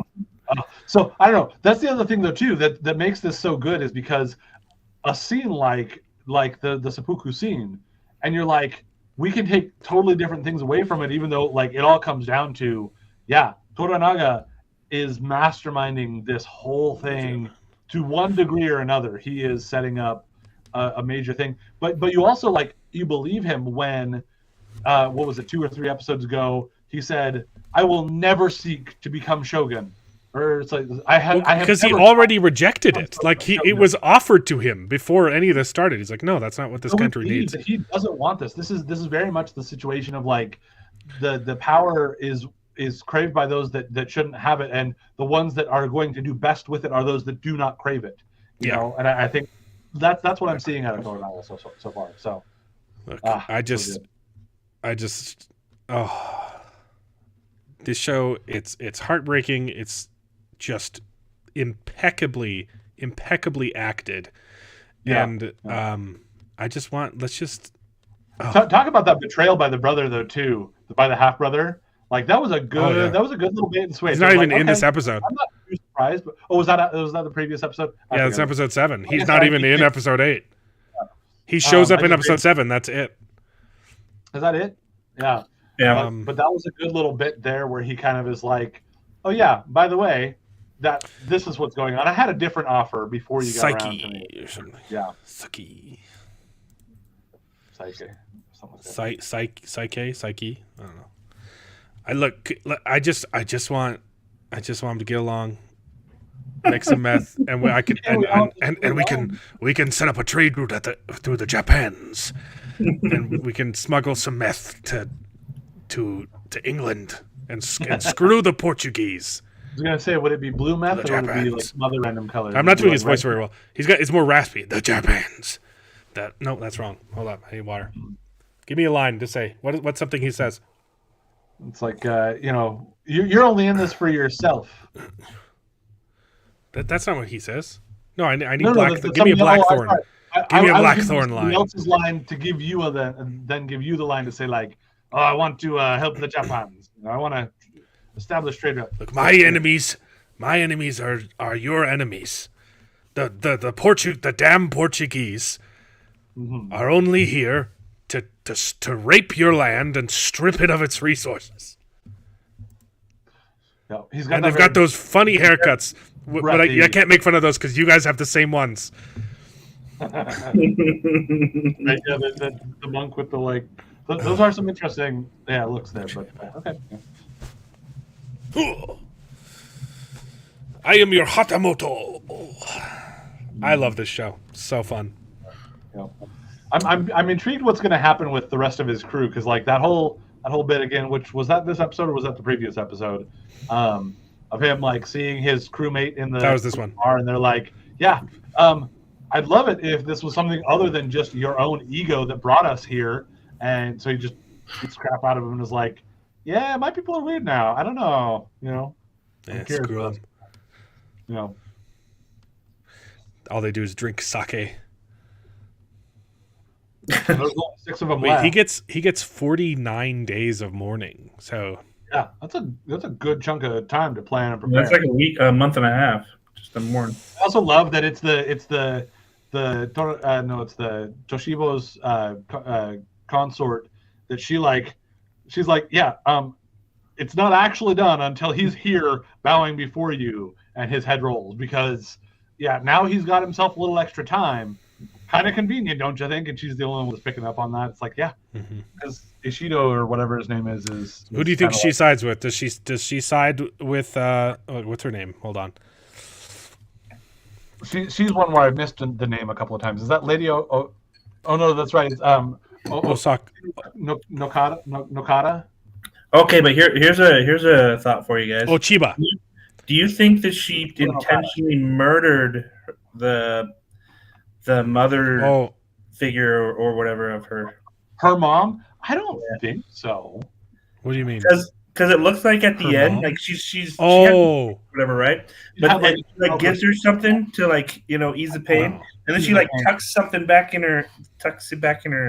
I might have missed that one. Although even when she was getting ready to give her the medicine, I started going, "What are you giving her? What's going on here?" But I don't know, because she'd already had the stroke, and it's like she's had a couple of strokes, and she's old. Like, yeah, I believe that she's going to be gone anyway. So I don't think that she had to do anything extra. But even then, like they've showed her. She could have given her something to cause stroke-like symptoms. Yeah. I don't know if that plays out because they showed she baseball enough that she was surprised that something was going on. So we know she is one of the most manipulative that we've seen. We know that she hates Toranaga, but she also isn't thrilled about Ishido. Like this is a marriage of convenience, and they're not even married yet, right? Which comes up this episode. He proposes marriage, and she's like, I don't really want to do that. You're kind of ugly to me. And her mom is like, please, don't get into bed with Ishido. Yeah. So I don't know. She's like the wild card. I don't know what she wants. I agree. I don't either. But there's little things like that where I was like, oh man, what you doing there? But anyway, I just was like, okay, did you guys notice anything else? But yeah, I didn't catch anything else, and I might have missed that extra little tuck away that could have been. I'll watch that. I'll go watch it back. Yeah, I can pull it up right now. So. It is such a really, really well done show.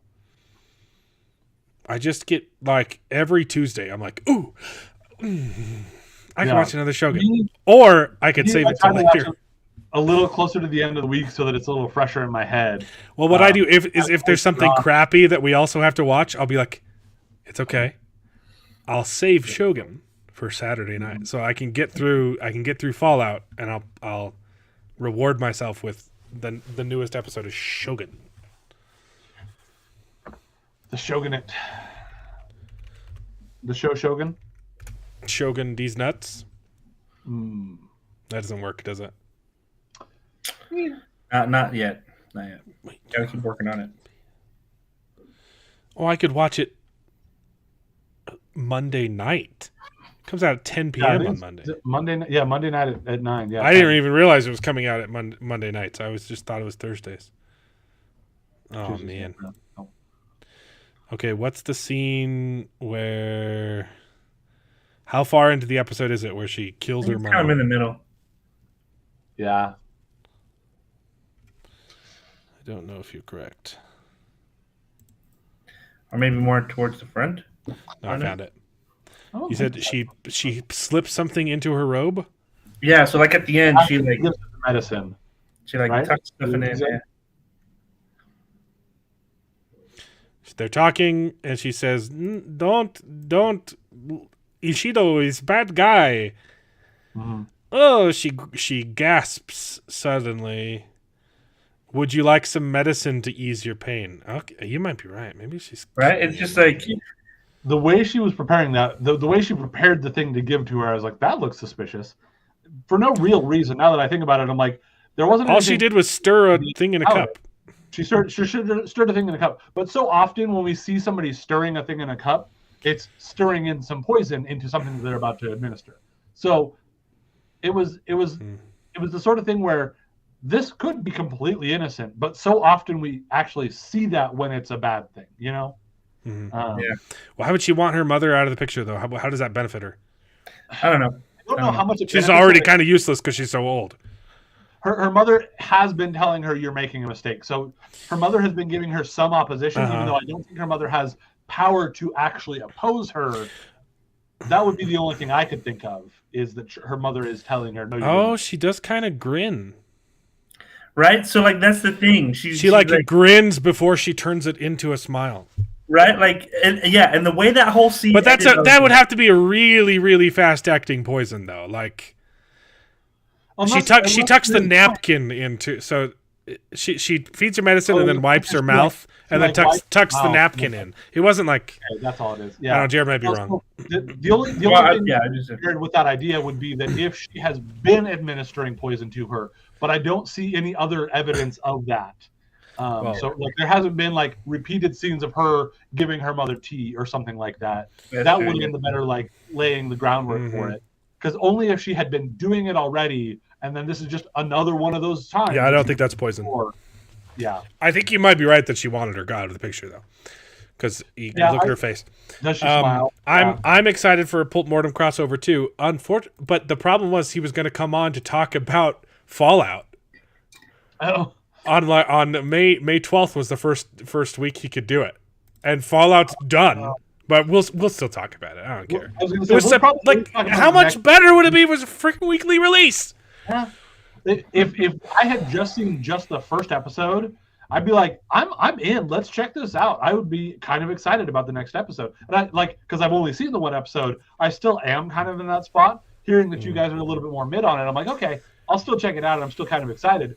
Yeah. But like, if all of us had only seen that first episode, I'd have been like, all right, I'm down. Let's check it out. Let's see where this goes. I think we'd be way more excited about it. Absolutely. After just one episode. First episode was pretty good.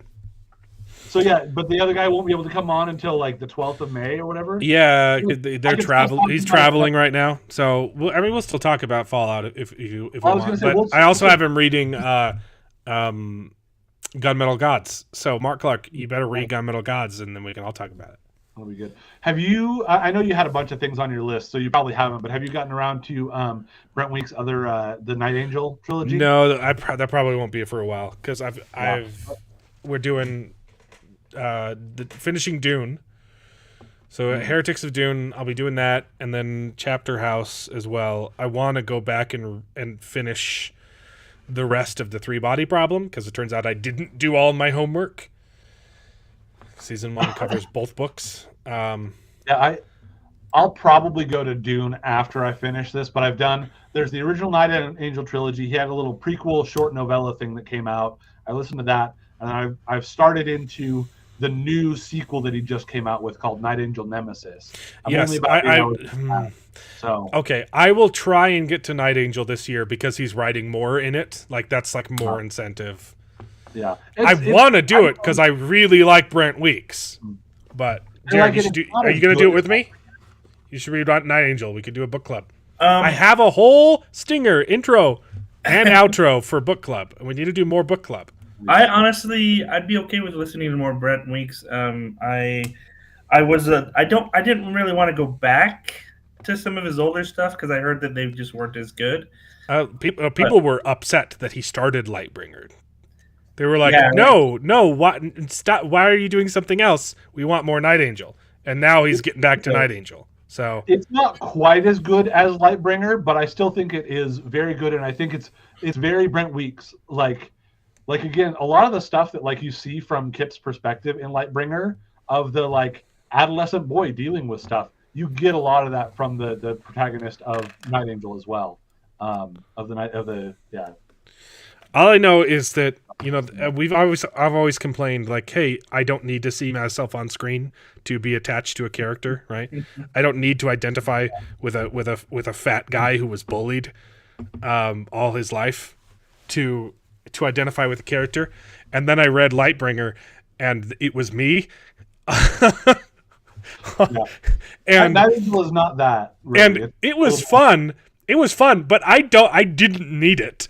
Okay, I did not need to see myself in a character. It was very unsettling. It was extremely unsettling. It was one of those things where, like, I feel so very seen and also called out. And wait a second. No, exactly. I was like, oh, that's me. Oh, no, that's me. I may have seen some of that in the Frugal Wizard and Yumi and the Nightmare Painter a little bit too, where I'm like, hey, stop it. But no, Night Angel won't be that same sort of thing. But that's what I was going to say is I'll give the idea that seeing somebody who is you on screen is exciting. There is a little extra to it. Yeah. I don't buy into that's the only way you can connect with those characters. Yeah, no, but I do think stupid. It's always like I don't have superpowers. I like reading about them. On somebody depicting on screen your hometown, you're like, hey, that's my hometown. I know that place. Hey, it's kind of cool that they're like, it's fun. It's exciting. It's not. Yeah, no, for me that's Breaking Bad. Okay, it's I moved away from the meth. Okay, right. But I don't need to see more Albuquerque. It sucks. No. Okay.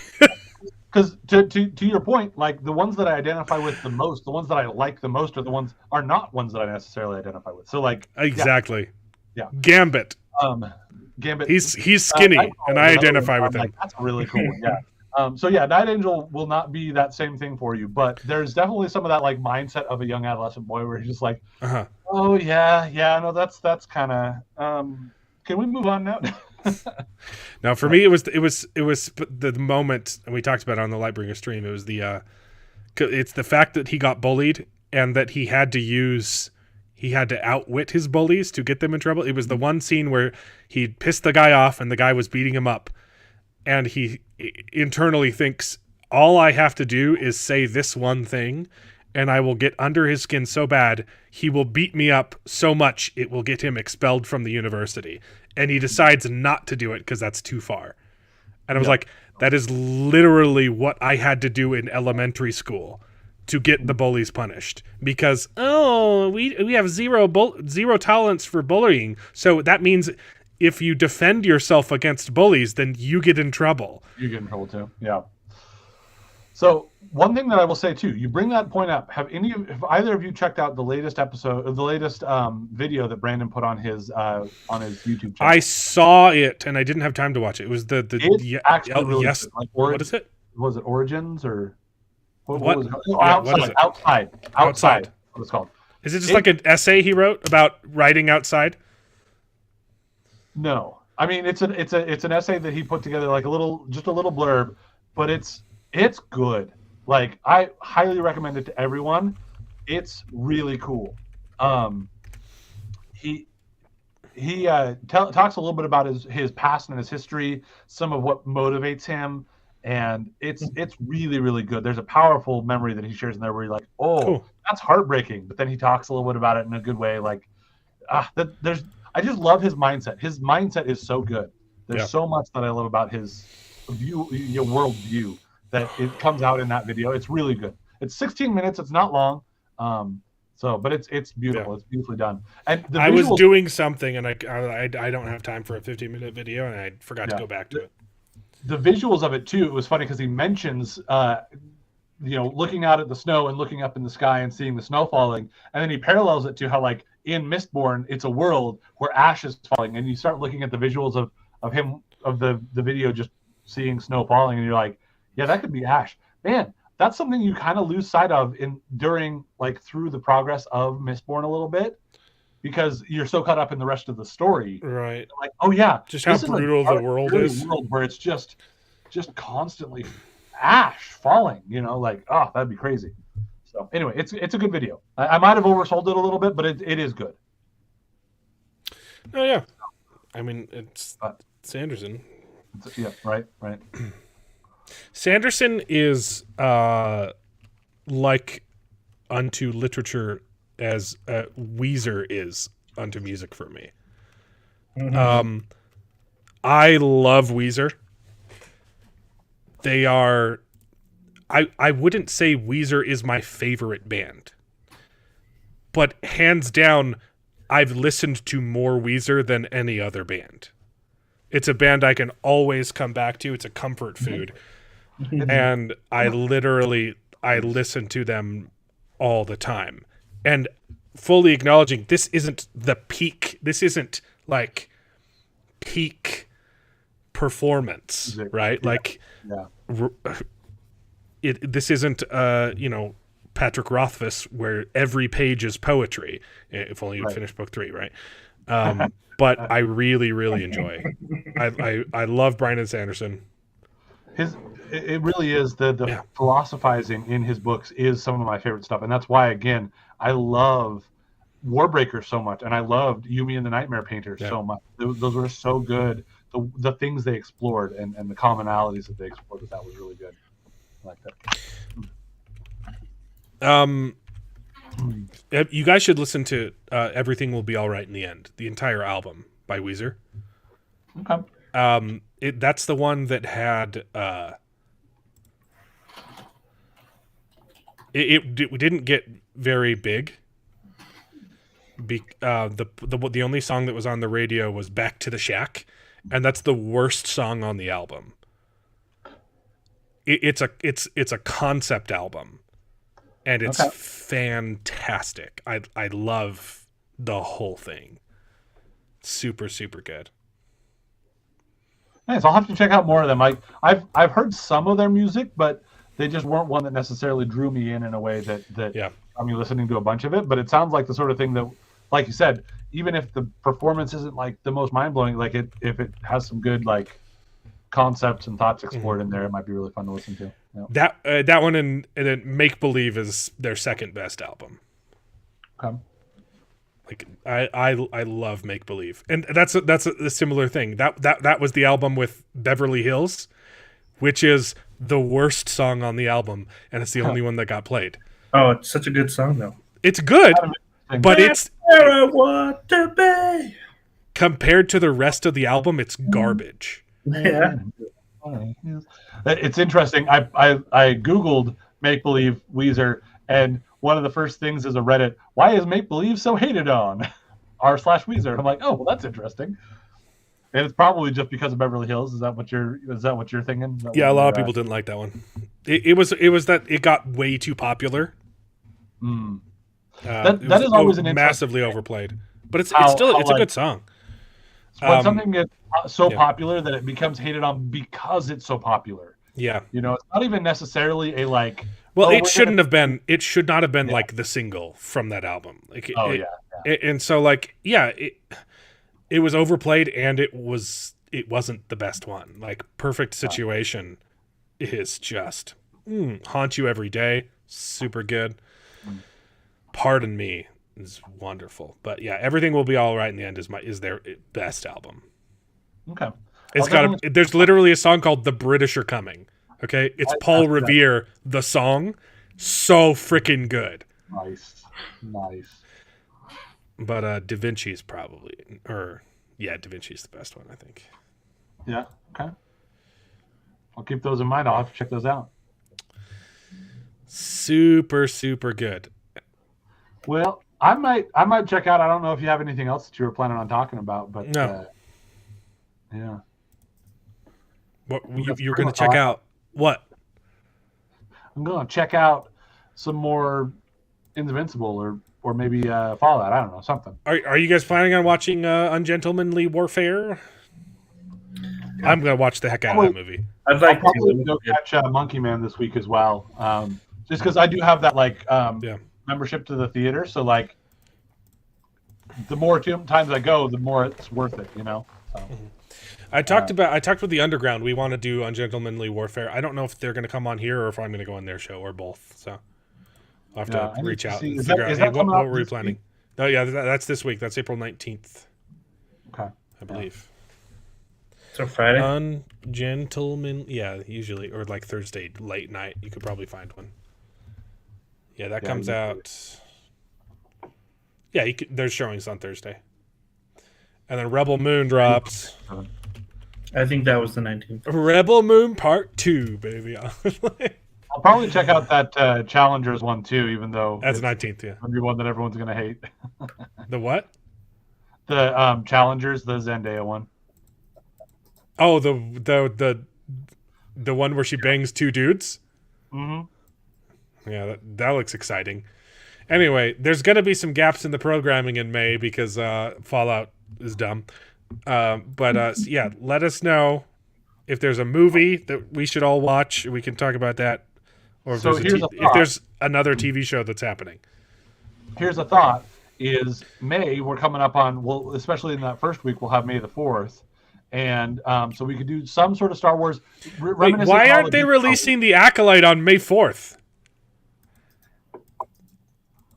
It does look like Disney is retarded. I'm sorry. They're releasing episode 1 on May 4th in my local theater. So I'll probably go see episode 1 in the theater. Oh, episode 1. Star Wars. Yeah. I thought you were saying episode 1 of The Acolyte. I'm like, The Acolyte. Yeah. No. I'm good. They're doing it June 4th. I wouldn't, celebrate, but Disney's stupid. They make dumb choices. That's why I'm saying we can focus on the stuff that you like. The stuff like that. Again, that's what we do here. Best Gen. We're talking about what was the best, because all the rest is not so good anymore. Yeah, but it's Empire Strikes Back. There's no contest. So yeah, I still prefer Return of the Jedi a little bit more. It's because you're stupid. Quality movie, I can give you that. It's a better put together movie, but I liked Return of the Jedi more. It's good. Great. We should, some old, like The Last Starfighter. I haven't seen The Last Starfighter. That would be fun to do. We'll put that out. We'll maybe schedule that somewhere. Last Starfighter. Here, I'll write it down so I don't forget. Anyway, that's pretty much it for this week. Yeah. Thanks for tuning in. Why not Juneteenth? Oh, no. See, look. Juneteenth is the worst branding of all time. Okay, I'm gonna get canceled for this one. Emancipation Day is a much better name because it tells you what we're celebrating. Okay, and also, that's fantastic. Emancipation Day should be celebrated. Juneteenth doesn't even tell you like what day we're celebrating. It's just one of the teens in June and kind of perpetuates, I don't know, maybe some bad stereotypes about black people and grammar. I'll give you that they're kind of trying to reclaim that a little bit, but What day is when is Juneteenth? Is it the 15th? 16th? 19th? I don't know. I don't know. Yeah.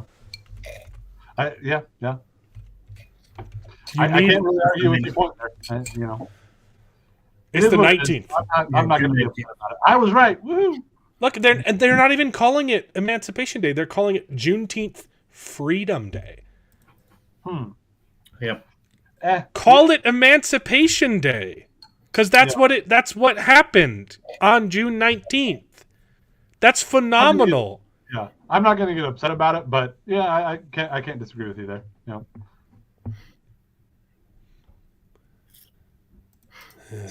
Anyway, well, there's a lot to. We gotta watch a lot of stuff next week, so that'll be a busy day.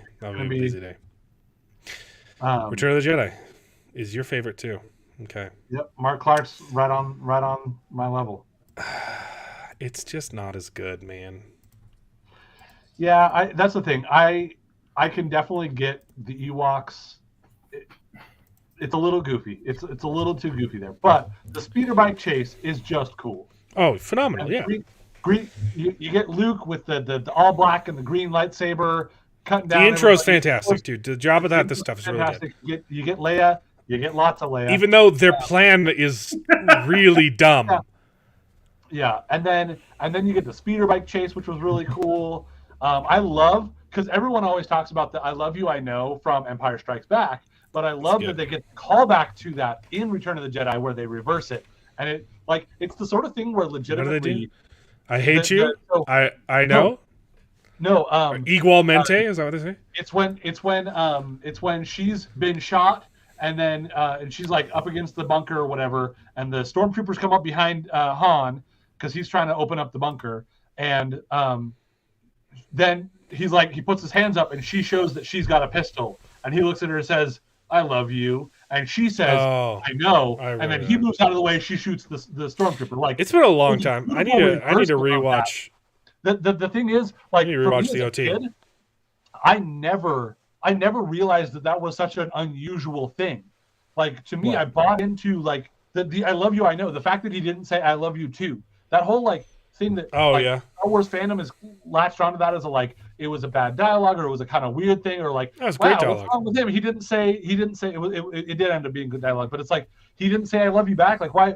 What's wrong with him or whatever? I never got that because the whole thing was like they'd been fighting about how she's like he's saying you know you love me or whatever, and she's like no I don't, and so for her to say "I love you," he's like yeah I know, but also in a little bit more sentimental way where he's like Well, they I did know, that. and he's kind of saying it, you know, but then again we get that reversal in episode 6. Oh, it was so beautiful. They had to shoot that scene like 50 times Which because one, that wasn't the one? dialogue. Yeah. Harrison Ford It was improvised it. originally written to be "I love you too," And it wasn't working. They tried a couple different things, and they're like, "This is not working." And so he's like, "Oh, I'll just do this," and they're like, "Okay, that's perfect." Yeah, and Kirshner liked it, but then like they actually even brought it to test audiences because Lucas was like, "No, that's stupid. I hate it. No, don't do it." And then all the test audiences came out saying, "You loved that. I love you. I know." And he's like, "Okay, fine. Okay, fine." You know. Wow. So yeah, and Mark Clark's right. If you don't cry when an Ewok dies, you have no soul. That's fair. Especially that one that gets blasted out of the sky and they like try to turn him over and they start crying over him. Like that is sad. The way that they depict them taking down some of those stormtroopers was a little ridiculous. It's a little bit silly. It's a little bit. There were some good ones though, where they have like the logs rolling underneath the chicken walkers it's going through, or the logs that came down and smashed it in from the side. Those were good takedowns. The dumping rocks on them from the sky and that completely taking out these armored, hitting them with sticks and that's taking down these armored. The troopers, like flying with kites and Yeah. Okay, I can love it, and I can get that we then also see them, trying to roast the original people, our heroes live over a fire, and they're like drumming on the heads, and it's like, okay, you could infer from that they are a warlike species or whatever, but like they are not powerful enough to do what they did for the most part. They needed to lean more into the like traps and the like taking them down with the actual, with a tripwire or whatever that they just goofied on it. It was just that's one of those reasons why like the people that hate on the goofiness in the prequels, but yet love the Ewoks in particular. I'm like, okay, come on, that's just your nostalgia speaking. See, like, and the people who are morally consistent didn't like either. Correct. Yeah, and I will give you that. There are people that are like that. Weirdo. No, I liked it when I was I liked all of them when I was a kid. So, dude, I love Jar Jar Binks. I was quoting him in school. Okay, I was also like 8 years old or whatever. I don't even remember. Yep. No, I think it was like 10. When they were It coming was out. 10. What year were you I born? don't know. Oh, 91. When did it? I think the first one came out in 99, so I think you were 8 at the time. I was 8. Yeah. I was right the first time. Dude, everyone was quoting 99, Lisa Jar Jar Binks. Okie Day. Everyone was doing that in school. Everyone. I was very young though. So. Yeah. Yes. I was the right age, but I also do remember the time before the prequels. So I'm very much an OT fan. Oh yeah, dude, I worshipped those movies. So. Yep. Well, now we've gone 10 minutes past when we said we were going to be done. So. Oh, it is time! It's time to end the show. Toronaga-sama. I love show. So good. I don't know. Let me know if I should keep the cosplay for the next 2 weeks. Maybe even improve on it. I gotta get one of those little spiky hats. Yeah, they've got like arms coming out of them. That'd be fun. Yeah. What I need you to do though, if you're really going to double down on it, is you need to shave this part of your hair. No. No. If I get 100 likes, I will. I will. See. Can you actually get it out? I might need to like this episode just in order to get us closer. I need to find some way to get the likes out there just to make you shave the top of your head. I don't know if I can commit. If I get we'll clip it, okay? We'll clip it. If I get, my wife's not gonna like this, okay? We'll clip this segment. If I get 100 likes, that's too little. That's not enough likes. I mean, I have to get views or likes and shoot above it. Huh? Okay, 1,000. Okay, I was going to say you got to look at what your normal is, and you can go above that. It does make sense. You'd want to go above that, but okay, if I get 1,000, I'm clip this segment. So I'm on my honor, Scout's honor. That's that it's been a while. Which one's yeah? Okay, we'll clip this segment. If we get 1,000 likes on this video, I will shave the top of my head to complete my Shogun cosplay for the next 2 weeks. So, 1,000 likes. Don't like this video, please. Oh, man. I need to make sure that David and Martina know to share this around and get everyone to like it. All right. I might not be married for much longer. But we'll see. We'll see. See you guys next week. And now it is time to say goodbye. We had a great conversation. It's been fun. But all good things must come to an end, and the goodest ending I can think of is right now, this moment, this night. So I guess we just say goodbye. So, goodbye. Toodaloo. Au revoir. Auf Wiedersehen. Ciao. Ding dao day. But come back next week for more outrageous bloopers. this is the end. Well, there's only one thing left to do. I'm gonna go home and sleep with my wife.